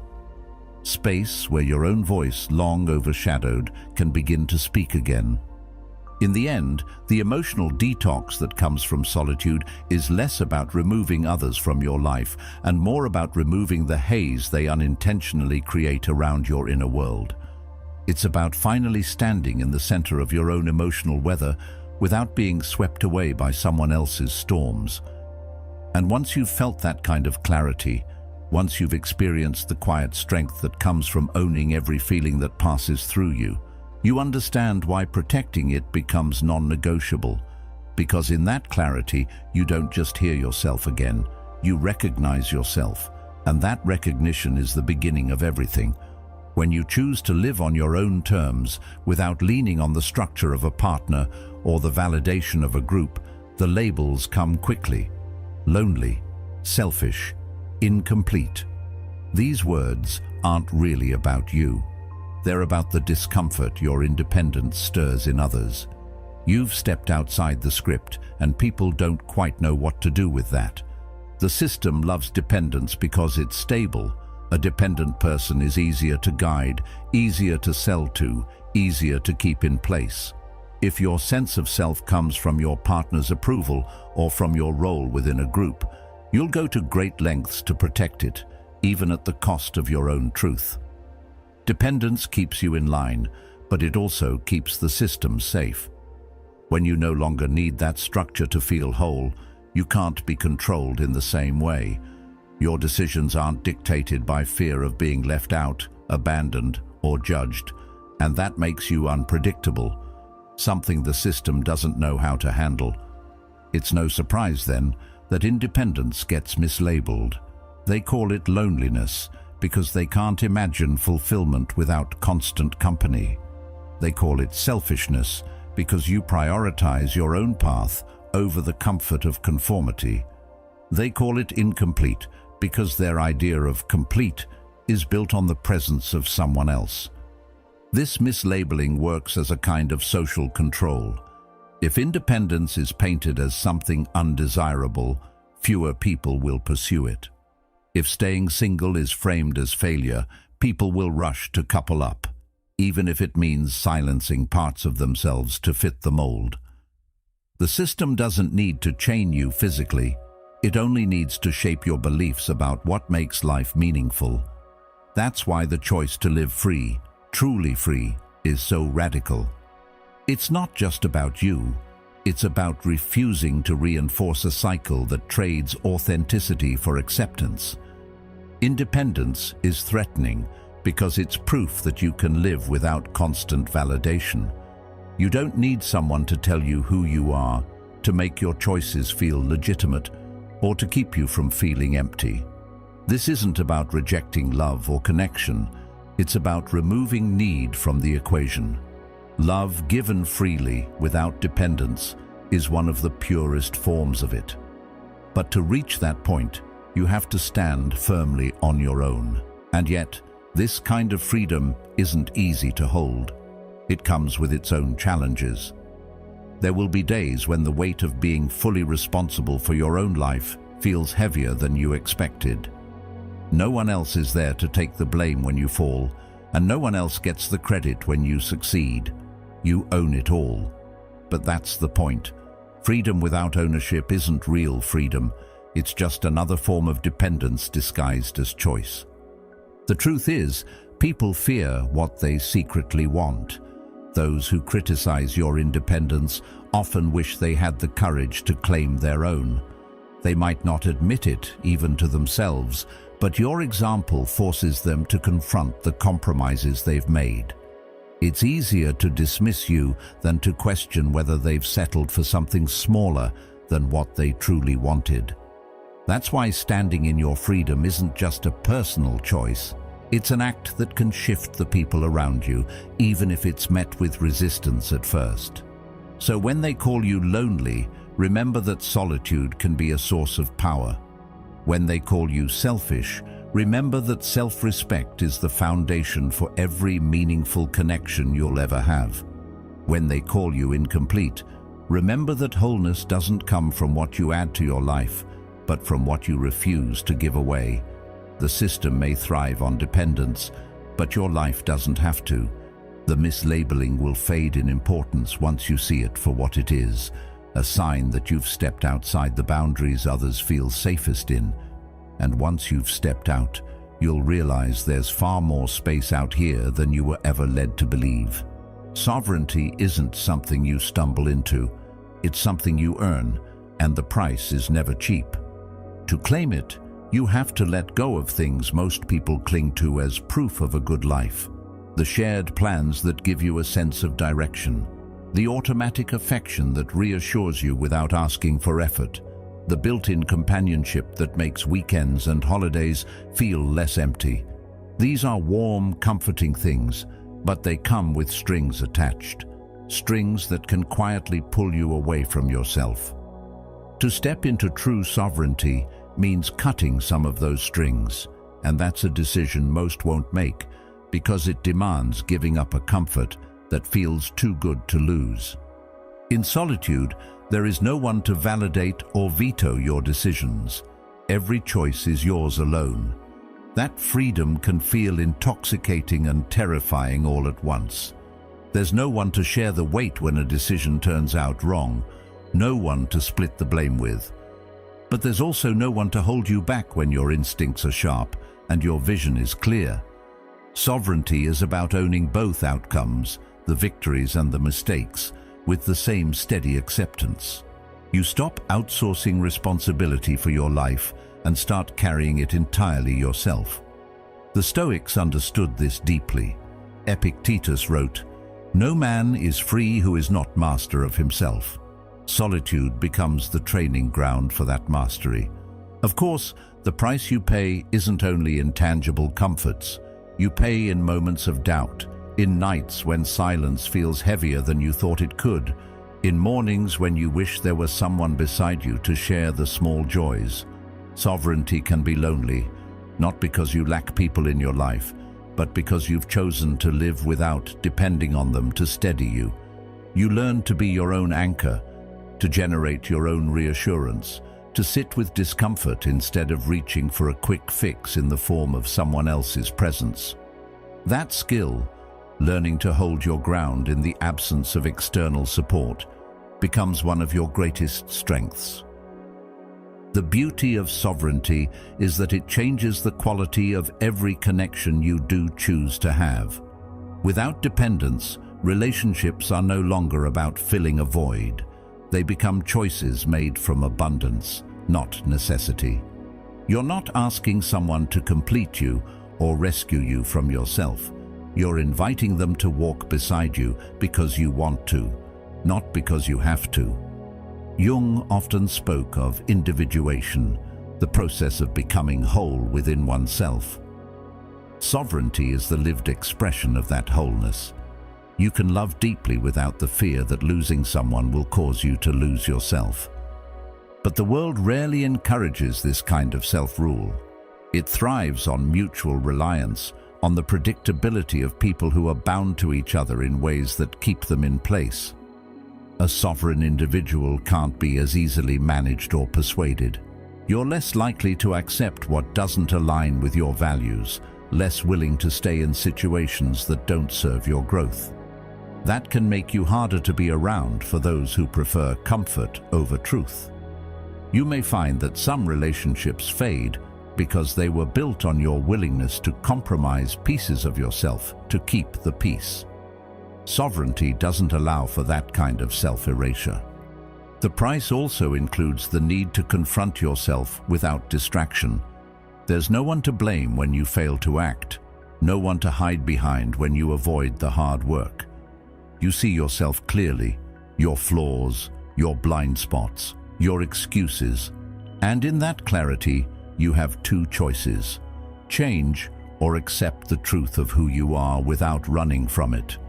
Both are difficult, but either one is a step toward the kind of freedom most people only talk about. The reward for paying this price is a life that is unmistakably your own. Every decision, every achievement, every mistake carries your signature. You move through the world without needing to dilute yourself for acceptance or bend yourself into a shape that fits someone else's plans.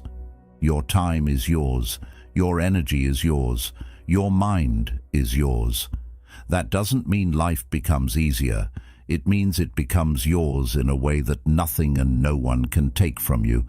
And once you've felt that, once you've lived days and months knowing that you are the sole author of your choices, it's almost impossible to give it up. The comfort of shared plans and automatic affection will always have their pull, but they'll never outweigh the quiet, steady power of knowing that you belong completely to yourself. That is the price of sovereignty and the reason it's worth paying. There's a point in solitude where something shifts. At first, being alone can feel like a space you're trying to fill, a room too quiet, a life missing a sound you've grown used to. You might catch yourself glancing at your phone, not because you have something to say, but because you're hoping someone will remind you that you matter. In the beginning, solitude tests you. It shows you every crack, every place you've relied on someone else to hold together. But if you stay with it long enough, if you resist the urge to rush back into the comfort of being needed or being validated, something remarkable begins to happen. The silence stops feeling like a punishment. It starts feeling like a kind of strength you didn't know you had. It's not a sudden transformation. It's gradual, almost unnoticeable at first. You wake up one morning and realize you don't feel the same pull to check in with someone before making a decision. You don't need someone to reassure you when doubt creeps in. You've learned to steady yourself. That's the quiet power of independence. It's not loud or boastful, but it's unshakable. You've stopped outsourcing your stability to others, and with that, you've taken back a kind of freedom most people never truly know. The Stoics understood this well.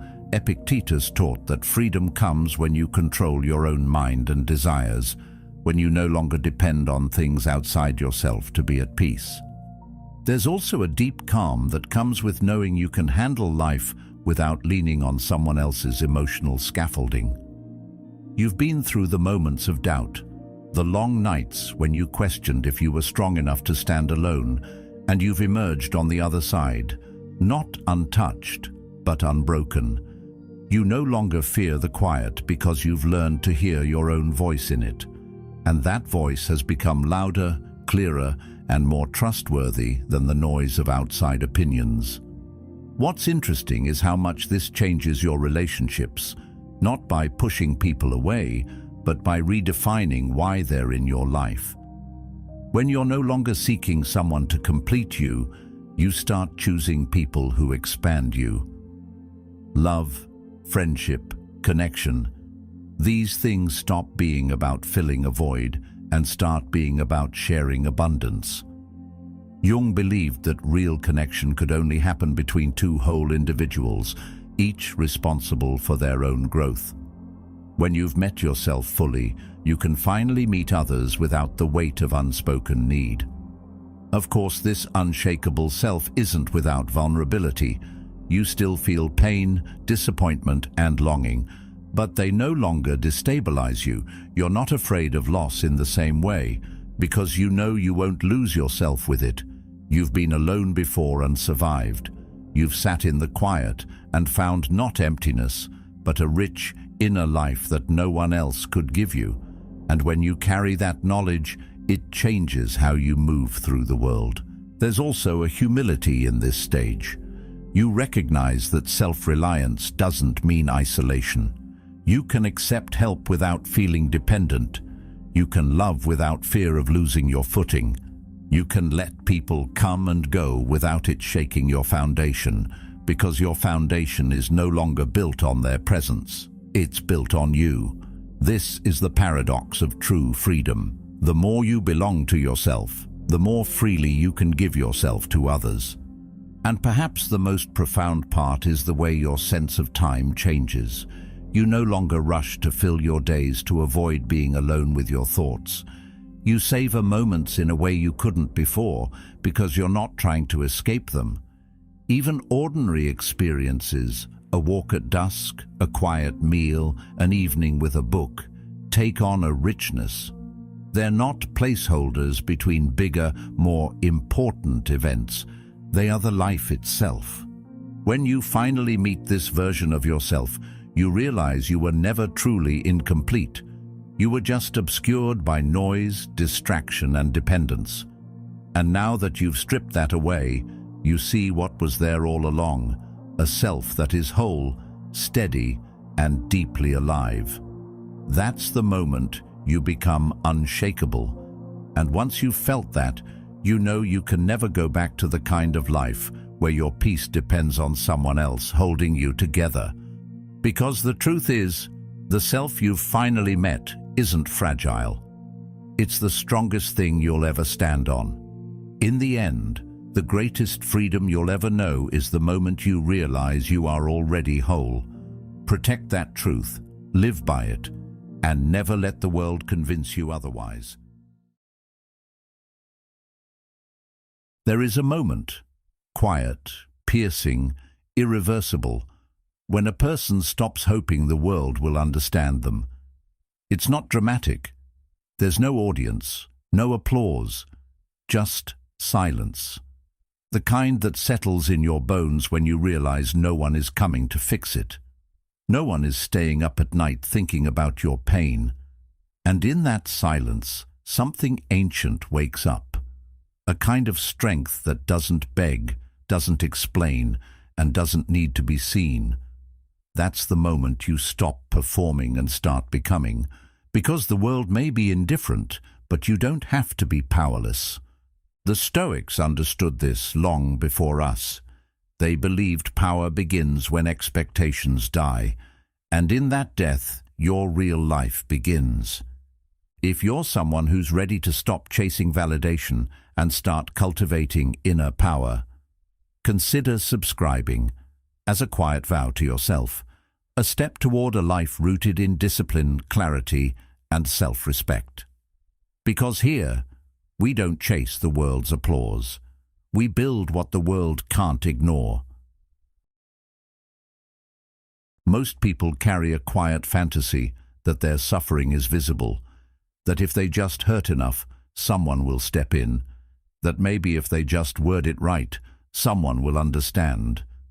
It's a soft hope, often unspoken, built deep into the way we're raised. If I'm in pain, the world will care. But then life happens. Pain is ignored. Tears go unnoticed. The phone stays silent. And that's when something shifts. You begin to see the illusion for what it really is. Not a reflection of your worth, but a reflection of how consumed people are by their own chaos. Everyone is battling something you'll never fully see, just like they'll never fully see yours. And if you build your identity on being seen, you will spend your life feeling invisible. That quiet ache of being overlooked, that's not cruelty, that's reality. And if you look closely, it might be trying to teach you something important. When we're young, we believe that pain deserves recognition. We think that if we suffer, someone owes us comfort. But the truth is, life doesn't hand out medals for endurance. It doesn't send angels when you're on your knees. It just moves on. People go about their lives. Friends forget. Strangers scroll. Not out of malice, but because they're drowning in their own problems. That might sound harsh, but harsh doesn't mean untrue. And here's the strange twist. That realization, painful as it is the first step toward becoming free. Because once you stop expecting the world to respond to your pain, you stop waiting. You stop freezing your life in hopes that someone will notice you're stuck. You begin to move for reasons that have nothing to do with applause. Carl Jung once said, The world will ask you who you are, and if you don't know, the world will tell you. But what he didn't say, what you learn through experience, is that most people don't ask because they care. They ask so they can fit you into a box that makes sense to them. They don't see you. They see their idea of you. And when you stop performing for that gaze, you finally start living for something real.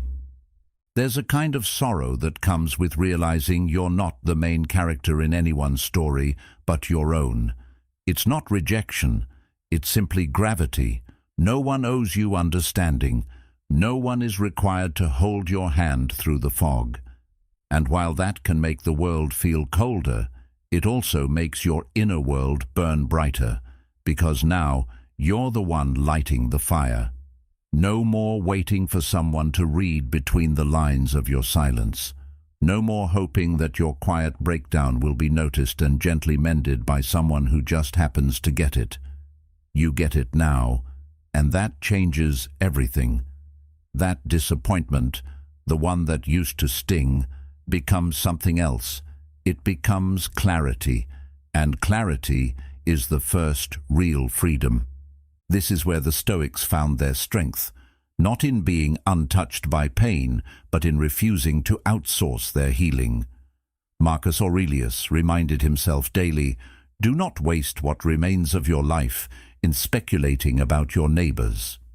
In other words, stop hoping someone else will see your wounds and name your value. The more you focus on being seen, the less you see yourself. And ironically, the more invisible you become. You become noise in someone else's life, rather than signal in your own. But when you finally let go of the hope that others will witness your suffering and give it weight, that's when you begin to build something indestructible. Not because you're harder, but because you're clearer. You start noticing how much of your identity was shaped around being seen, around the belief that someone, somewhere, should care. And when they didn't, you took it personally. But here's the truth no one likes to admit. Just because people don't care doesn't mean you're unworthy. It just means they're human, flawed, overwhelmed, distracted, just like you. The game was never about being seen. It was about waking up to the fact that you were always watching. You've been the one living inside your mind this whole time. You've been the only witness to the full weight of your thoughts. That's not a curse. That's a gift. Because it means you are the one with the power to change your narrative. Not them, you. There's power in being unseen. There's clarity in walking without needing an audience. Epictetus said, "Don't explain your philosophy. Embody it." And that's what happens when you stop hoping to be seen. You start becoming. Not for attention, not for recognition, but because something inside you refuses to stay small. The pain that once felt unbearable becomes your blueprint. The silence that once haunted you becomes your teacher. The solitude that once scared you becomes your home. And when that shift happens, you no longer need to broadcast your wounds. You just carry them differently, not as a burden, but as proof that you kept going. So maybe being overlooked wasn't the tragedy you thought it was. Maybe it was the beginning, the slow, quiet death of illusion, and the birth of something real, something solid, something that no longer seeks validation because it's too busy building something permanent. You don't need to be seen to become something great. You need to see yourself clearly, honestly, without decoration. That's where everything changes. That's where your real life begins. When no one listens, something unexpected happens. You start listening to yourself. Not the surface voice, the one that echoes what others expect from you, but the quieter one underneath. The one you've ignored because it wasn't loud enough to compete with the noise of the world. But in the absence of applause, silence grows roots. You begin to hear your own thoughts more clearly, not as background noise, but as guidance. It's strange at first, uncomfortable even. You're used to checking your reflection in the eyes of others. But when those eyes turn away, You learn to see yourself from the inside. And that's when something shifts. You begin to move differently, not because someone told you to, not because someone believed in you, but because you decided to show up, without witnesses, without cheerleaders, without someone holding the door open. Self-reliance doesn't arrive in a burst of confidence. It arrives slowly, often disguised as loneliness. You wake up one day and realize no one's checking in, no one's asking how you're doing. And instead of falling apart, you start building. You begin taking yourself seriously, not because others do, but because you've grown tired of waiting. How many times have you paused your growth hoping someone would give you permission to continue? Hoping they'd say it's the right time, the right move, the right direction. But what if that permission never comes? What if no one ever says you're ready? Would you stay frozen forever? Or would you finally claim the authority that was always yours? That's where real power begins, not in being chosen, but in choosing yourself. The world teaches us to seek validation like it's oxygen, but the Stoics knew that peace isn't found in popularity, it's found in discipline. Epictetus said, "No person is free who is not master of themselves." Freedom doesn't come from being supported. It comes from knowing that even when you aren't, you will continue. That even when the room is empty, you'll do the work anyway. And not out of bitterness, but because the work matters, because you matter. When you understand that, showing up stops being a performance. It becomes an act of self-respect. And in that quiet, a new relationship forms, not with the world, but with your own mind. You begin to trust it more. You ask it what it needs. You listen to the fatigue in your body, the pull in your gut, the fire behind your chest. You stop outsourcing your intuition. You stop living reactively. Carl Jung once said, "Who looks outside dreams. Who looks inside awakes." That awakening doesn't feel like a dramatic breakthrough. It feels like subtle, consistent decisions that build a foundation under your feet. You start keeping your promises to yourself. You go for the walk. You write the words. You say no when something drains you. These aren't loud acts, but they build something no one can see from the outside. Trust. And trust in yourself is the currency of freedom. There's a quiet kind of strength that develops when you realize you are your own backup plan, when the silence doesn't scare you anymore, when you don't need to announce your every move or explain your every feeling, when you don't beg for someone to notice that you're trying, because you know the effort you're making, you know the storms you've walked through, you know what it took to still be here, choosing growth instead of collapse. That's not arrogance. That's integrity. You're no longer performing for the world. You're becoming for yourself. There will still be moments of doubt, moments when you wish someone would say, "I see you." But now you don't depend on it.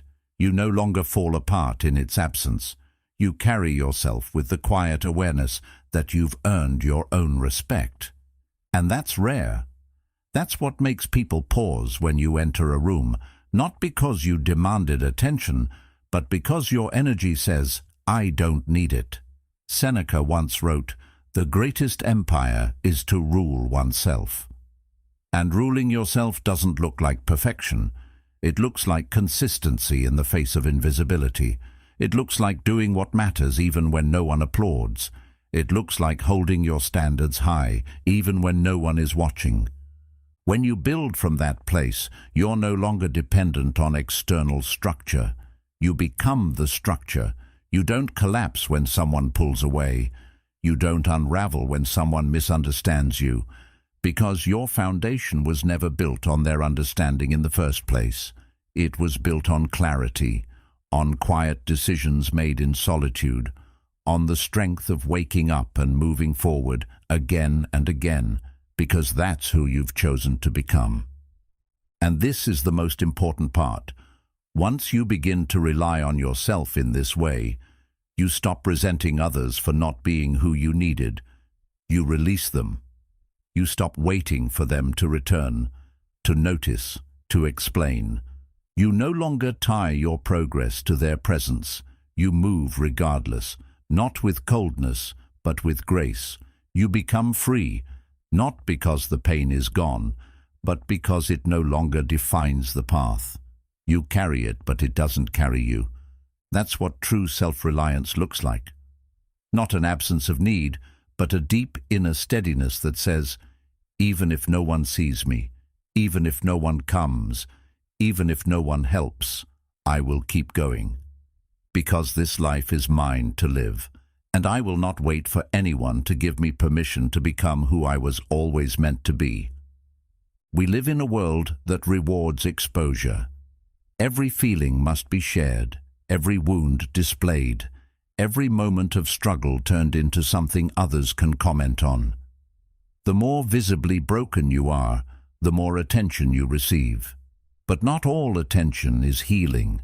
Some of it is hollow.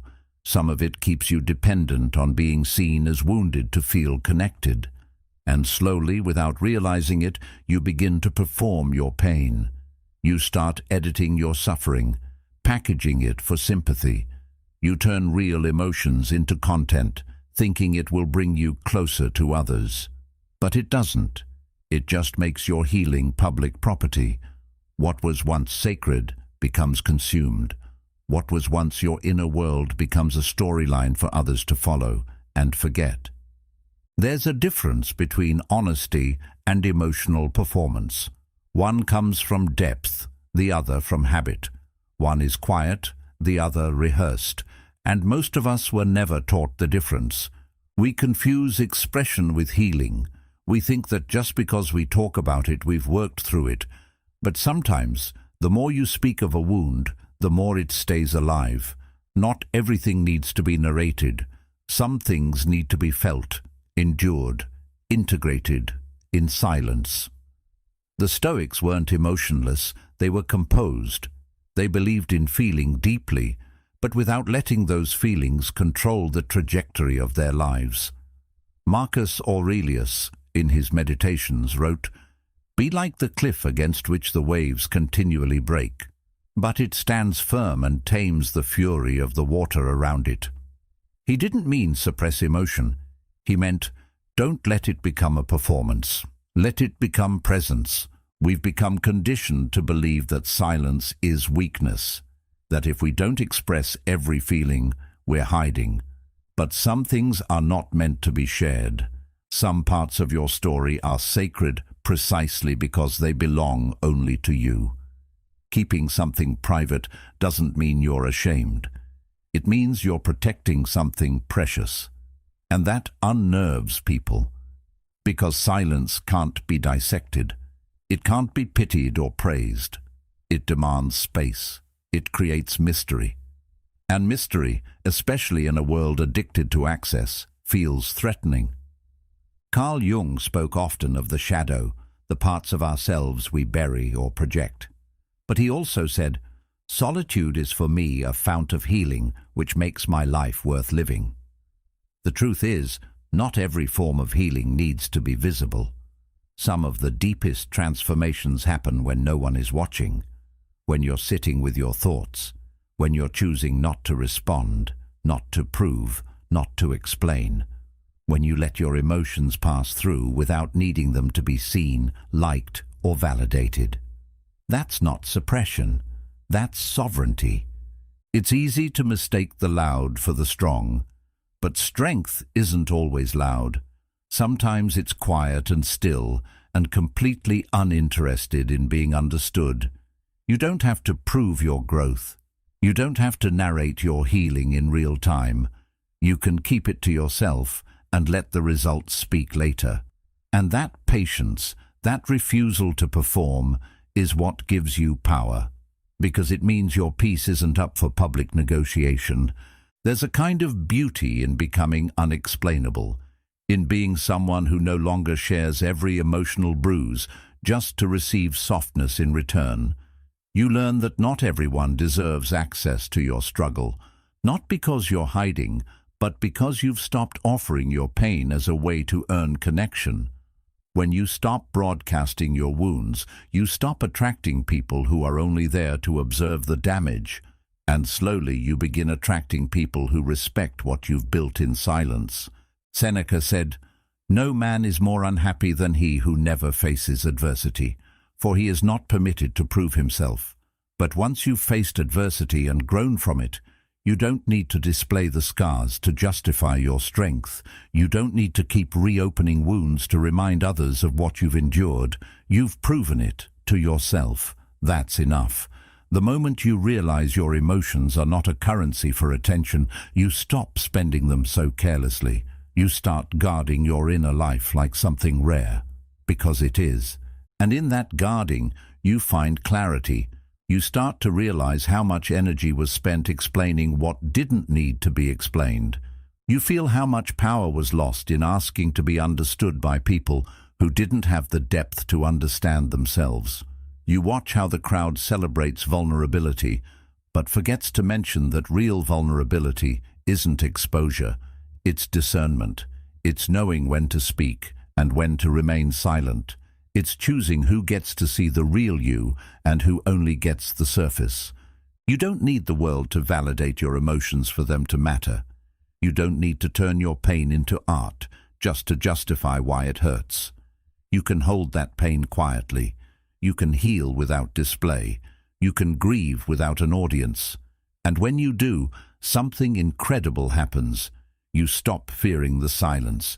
You begin to feel at home inside it, because it no longer feels like abandonment. It feels like return. A return to yourself. A return to what's real. There's nothing wrong with expressing emotion, but when expression becomes a performance, it robs you of your power. Sovereignty begins the moment you choose presence over performance. The moment you stop explaining yourself to feel safe. The moment you realize your peace isn't fragile, it's forged in solitude. And when others can no longer predict you through your emotional patterns, they start to respect the depth they can't access. Not because you became colder, but because you became wiser. You don't owe anyone a front row seat to your healing, and you don't need to bleed in public to prove you're human. Some things are meant to be held close. Some truths are meant to be whispered only to yourself. That's not hiding. That's maturity. And in a world that glorifies noise, that kind of quiet becomes its own form of rebellion, its own form of freedom. Rejection feels personal because it touches something primal in us, the need to belong, to be seen, to be accepted as we are. But often, what feels like rejection is actually redirection. You weren't dismissed because you lacked value. You were pushed aside because your depth couldn't be digested by shallow eyes.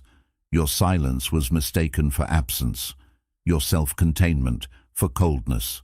You were misunderstood not because you failed to express, but because you carry a frequency most people aren't tuned to.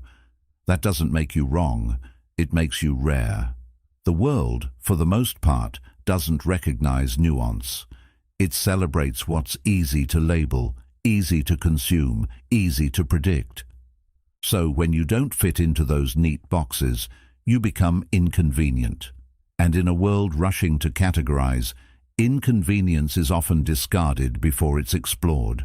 It's easy to internalize that as a flaw. To think, if I were louder, if I smiled more, if I softened my edges, maybe I'd be accepted. But that's the trap.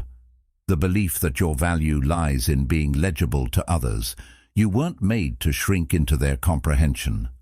Carl Jung wrote, "The privilege of a lifetime is to become who you truly are, not who others can easily understand, not who fits the mold, but who you are when no one is watching and you've stopped trying to be approved." That kind of authenticity often comes at the cost of comfort. It invites misunderstanding. It requires solitude. But it also creates space for a deeper kind of transformation, one that isn't driven by applause, but by alignment. There comes a point when you stop interpreting rejection as loss and begin to see it as clarity. Every person who overlooks you, every space that doesn't welcome you, every silence that follows your presence.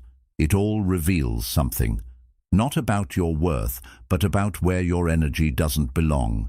That insight is priceless. It saves you years of self-doubt. It teaches you to invest where you're valued, not just tolerated. And once you learn that, you stop chasing explanations. You stop wondering why someone didn't choose you. You realize that not being chosen was the blessing, because it gave you back to yourself. There's a quiet revolution that begins when you stop trying to be understood. You begin to redirect all the energy you used to spend on being seen into actually building something. Something that doesn't need to be explained. Something that stands on its own. A body of work, a lifestyle, a discipline. You shift from emotional scarcity, constantly trying to prove your worth, to psychological sovereignty, where your existence is no longer up for debate. That's where your center of gravity moves inward. You're not moved by approval or rattled by dismissal. You become grounded. And grounded people are magnetic, not because they seek attention, but because they carry something stable in a world that spins too fast. People will still misread you. They'll create stories to make sense of your quiet, your ambition, your boundaries. Let them. You're not responsible for correcting every false narrative.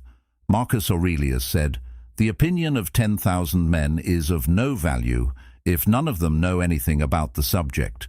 You are the subject. And most people don't know you. Not really. They see glimpses, fragments. They project, assume, simplify. And while that used to bother you, now you see it for what it is, noise. The moment you let go of the need to correct the noise, your focus sharpens. You get more done. You sleep deeper. You move cleaner. Because now your life is no longer built around being perceived correctly. It's built around being lived truthfully. There's immense peace in that. You stop wasting energy explaining your process, your priorities, your silence. You don't justify why you've gone quiet. You don't explain why you walked away. You don't decode your boundaries. You just live them, not as a defense, but as a natural extension of self-respect. You become someone who moves with conviction, not commentary. And over time, that creates distance, not between you and others, but between you and the noise that once clouded your mind. Rejection becomes revelation when you realize it didn't shrink you. It sculpted you. It showed you where not to go, who not to become, what not to settle for. Every door that closed clarified the direction. Every silence refined your voice. Every betrayal deepened your discernment. What once felt like exile now feels like space. Space to build, space to breathe, space to finally become not someone acceptable, but someone undeniable. And this shift, this movement from wanting to be seen to choosing to become, it changes everything. You stop speaking to be heard and start speaking to build. You stop walking into rooms to prove your worth and start walking into rooms already knowing it. You stop asking if you're too much, too quiet, too intense, and start asking if the space is too small for your truth. You stop apologizing for your depth and start protecting it. That's not arrogance, that's arrival. So, if you've been overlooked, let it be your initiation. If you've been misunderstood, let it be your turning point. You're not here to explain yourself into someone's comfort. You're here to become someone whose presence rewrites the room. And that begins when you finally understand. Rejection isn't the end of your worth. It's the beginning of your clarity. People talk about loneliness as if it's something to escape from, as if the absence of others means the absence of worth. But solitude, when chosen with intention, is not isolation, it's transformation. It doesn't shrink you. It burns away everything that doesn't belong. At first, it feels like silence, a heavy, echoing silence where the noise of the world fades and only your own thoughts remain. But slowly, that silence sharpens. It becomes a mirror that doesn't lie. And what you see there in the absence of distraction is not your weakness, it's your foundation. Solitude doesn't destroy you. It reveals what was always there underneath the noise. The craving for approval, the impulse to please, the subtle performances you didn't even know you were giving. Those things begin to melt away in the furnace of being alone. And in their place, something harder forms, something real. It's in that stillness that you begin to meet yourself honestly. Not the version of you curated for others, not the identity shaped by expectation or obligation, but the raw material of your mind, your values, your fears. And for many people, that's exactly why solitude is so terrifying. Because when there's no one left to impress, no one left to chase, you're finally left with the truth. No performance, no edits, just you. And while that might feel like loss at first, it's actually the beginning of freedom. Epictetus wrote, "It's not things that disturb us, but our judgment of them." In solitude, those judgments become visible. You start to realize how many of your thoughts aren't yours, how many of your fears came from someone else's voice, how much of your identity was built on avoiding rejection rather than seeking truth. This is where the internal alchemy begins. The discomfort doesn't disappear, but it transforms.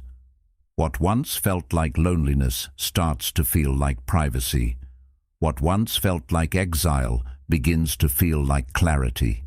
You start hearing your own voice louder than the world's opinions, and that voice, uncensored, unpolished, unafraid, teaches you how to live. You begin to understand that peace isn't found in a full calendar or a full room. Peace is found in presence, in being able to sit with yourself and not flinch, to feel the weight of your own mind and not run from it. That's not detachment, that's mastery. Carl Jung said, "The man who looks outside dreams, the man who looks inside awakens." Solitude is what forces you to look inward, to awaken. And with that awakening comes a kind of responsibility. You can no longer blame the noise for your confusion. You can't blame others for your stagnation. It's just you now. And that's where the power begins. Because the moment you stop externalizing your life, you reclaim the ability to direct it. You're no longer waiting for someone to come save you, validate you, or guide you. You start building your compass from the inside out. And that compass points to something sturdier than attention. It points to integrity. Most people avoid solitude because they don't like what they feel when everything else is stripped away. But that discomfort is exactly what makes the process necessary. You don't become strong by avoiding yourself. You become strong by confronting what's unhealed, unclear, and uncertain, and doing so without an audience. That's the difference between solitude and isolation. Isolation is running away. Solitude is running deeper. And in that deeper place, your resilience is formed. Quietly, consistently, without applause. You begin to make decisions differently, not from a place of, will this be accepted, but from a place of, does this align? You start trusting your instincts more because you've spent time with them. You've listened long enough to separate intuition from insecurity. And that's a level of self-knowledge that can't be taught. It has to be earned. Through silence, through space, through the kind of mental stillness that teaches you how to carry your own weight. That kind of clarity doesn't shout. It doesn't announce itself. But others feel it. In the way you speak, in the way you move, in the way you don't chase what used to pull you apart. Solitude makes your boundaries sharper. You stop saying yes just to avoid disappointing someone. You stop engaging in conversations that drain your spirit. You learn that no is not unkind, it's honest. And honesty, when cultivated in solitude, becomes a way of living. You don't need to prove anything anymore. You don't need to justify your distance or explain your focus. You simply live it. because you've done the work in silence, and now your energy speaks for itself. Seneca once wrote, "We suffer more in imagination than in reality." Solitude helps you see the difference. It pulls you out of imagined disasters, false narratives, and inherited fears. It plants you in what's real, and in that soil, something unshakable grows. A sense of self that doesn't shift with trends, a direction that doesn't wobble when misunderstood, a strength that isn't loud, but lasting. When you return to the world after time alone, you come back different. Not distant, but deliberate. Not bitter, but boundaried. You don't speak to be heard. You speak because your words come from stillness, not from noise. You're not easily swayed, not easily shaken, because you know the ground you stand on. You built it yourself, one quiet moment at a time. So no, solitude isn't punishment. It's preparation. It's the training ground for self-trust, self-respect, and self-direction. It's not where life ends. It's where it begins to deepen. And the person who has learned to walk through their own mind, alone and awake, becomes someone the world can't easily move, because they don't belong to the noise anymore. They belong to themselves. There comes a quiet turning point in every life, where the version of you that once felt essential begins to fall apart. Not with a dramatic crash, but with a slow, undeniable erosion. The old self, the one who needed approval, who bent to fit into spaces too small, who rehearsed words just to be liked, that self begins to feel heavy, outdated, false. You try to carry it a little longer, out of habit, out of fear, maybe even out of guilt. But it drags, it stiffens, and eventually it begins to rot. That's not failure, that's evolution. When something dies within you, it isn't always a loss. Sometimes it's the first breath of something deeper, the start of a more honest existence. At first, it's disorienting. You don't feel quite like yourself anymore, but you also can't go back. The mask doesn't fit. The old patterns feel exhausting. You say less, but what you say carries more weight. You stop explaining, not because you have nothing to say, but because you no longer feel the need to be understood by everyone. The chase for approval fades, and in its place, something steady begins to grow. You move with more intent. You don't fill silence out of nervousness. You don't perform your personality to make people more comfortable. You simply stand, like a mountain, still, watchful, unmoved. It's strange how people respond when this shift happens. Some distance themselves, others question what changed.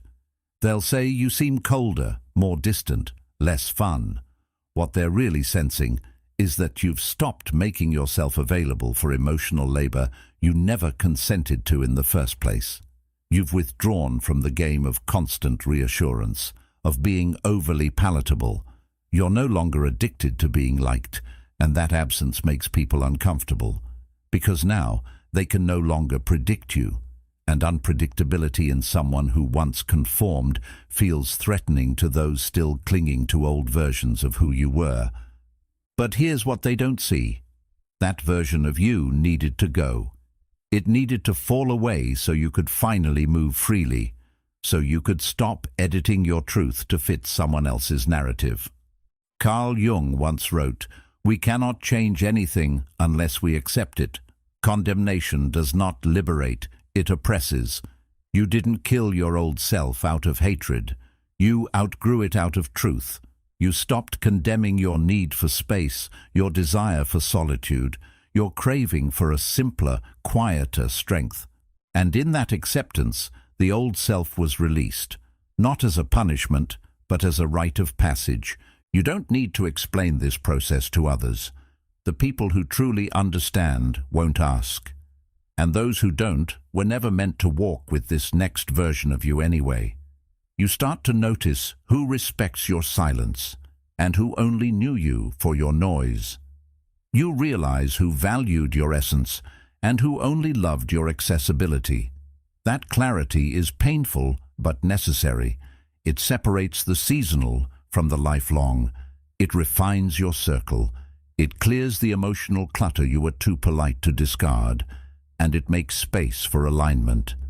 Marcus Aurelius wrote, "The impediment to action advances action. What stands in the way becomes the way." That's what the disappearance of your old self is. It feels like a loss, but it opens a path where you no longer chase connection, but attract it by being grounded. A path where you don't need to be known by many to feel known within yourself.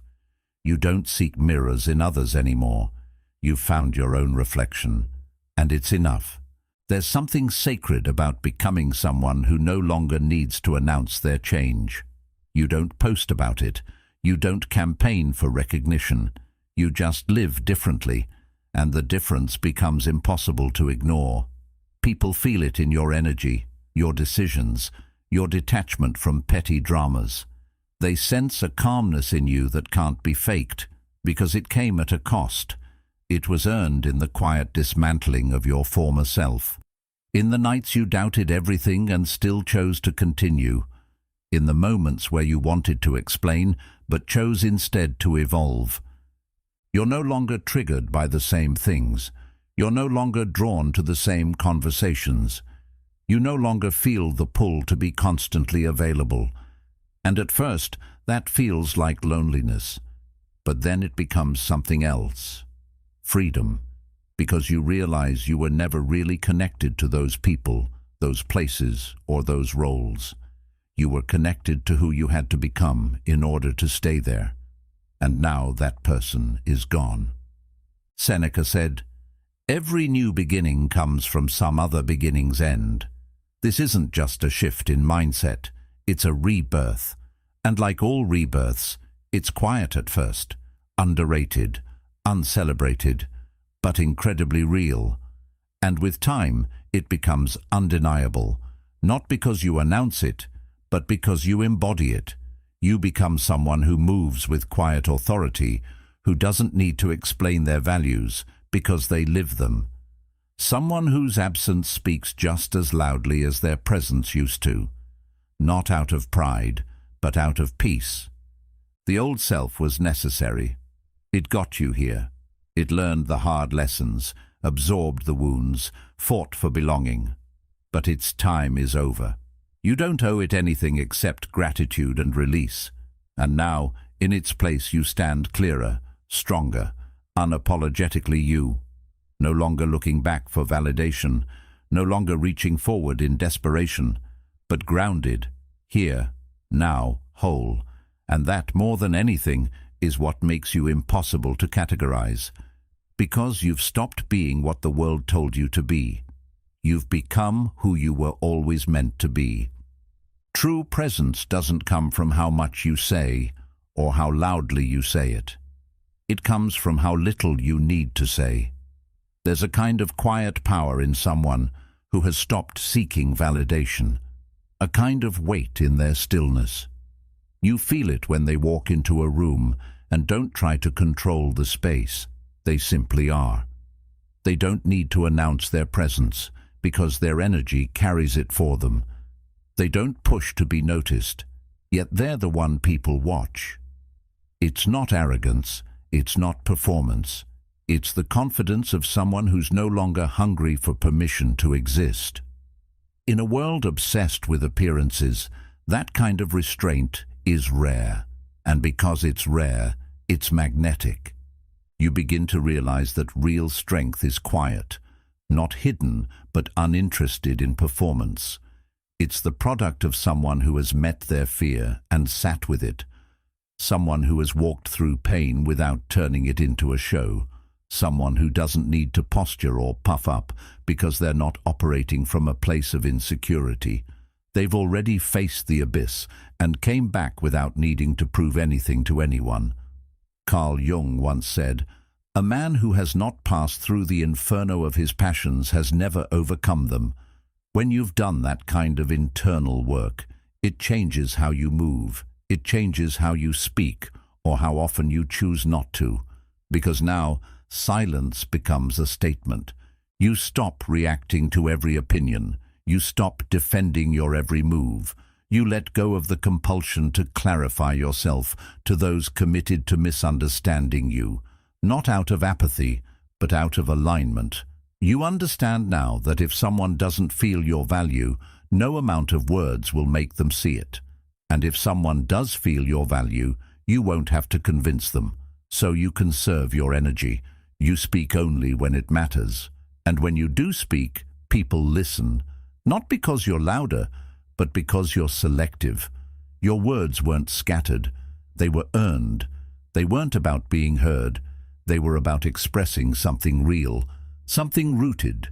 There's a power in that detachment. Not the cold kind that pushes people away, but the self-contained kind that doesn't cling to outcomes. When you no longer rely on people to affirm your worth, you free them from the responsibility of carrying your identity, and you free yourself from the constant tug of needing to be liked, validated, or praised. That freedom makes you light, but it also makes you heavy in the eyes of others, because now your self-possession is something they can feel, and it unsettles people who are still measuring themselves through the eyes of others. Because when they meet someone who doesn't need the crowd, they're forced to face the fact that they might still be living for it. Marcus Aurelius wrote, "Waste no more time arguing about what a good person should be. Be one that's the essence of commanding without words. You don't try to be impressive. You just embody what you value." And the irony is, when you stop trying to be impressive, you often become unforgettable. Not because you shouted, but because your silence had depth, because your stillness had direction, because you weren't trying to win the room. You were rooted in something deeper than performance. People mistake detachment for disinterest, but true detachment is the highest form of clarity. It means you can engage without being absorbed. You can be present without being performative. You can care without clinging. And that clarity speaks louder than charisma. Because when someone can't be shaken by judgment, can't be baited into overreacting, can't be swayed by flattery or criticism, they start to feel like an immovable force. And we don't just respect forces, we adjust ourselves around them. This is what sets apart the grounded from the attention-hungry. The grounded don't compete for the spotlight because they carry their own light. They're not chasing the next compliment or performance-based connection. They're building something quiet but lasting, something that doesn't crumble when the room goes silent, something that doesn't shift with public opinion. And people notice. They always do. Because in a culture that rewards the loud, the steady become mysterious. The ones who don't need to prove themselves start to feel like they've already proven something far more important: self-mastery. There's no need to chase recognition when you move with intention. No need to explain your pace when you trust your timing. The less you say, the more room others have to feel what you are. And when your presence is built on depth, not performance, it leaves an imprint. Not because it was loud, but because it was grounded. Epictetus said, "First say to yourself what you would be, and then do what you have to do." Quiet power is built on that principle. You decide who you are, and then you live it. Not for applause, but for alignment.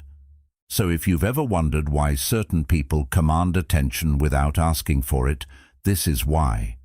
They don't chase it. They don't ask for it. They simply move in alignment with who they are. And that kind of presence, grounded in inner stillness, always speaks louder than noise. It doesn't need to shout. It just is.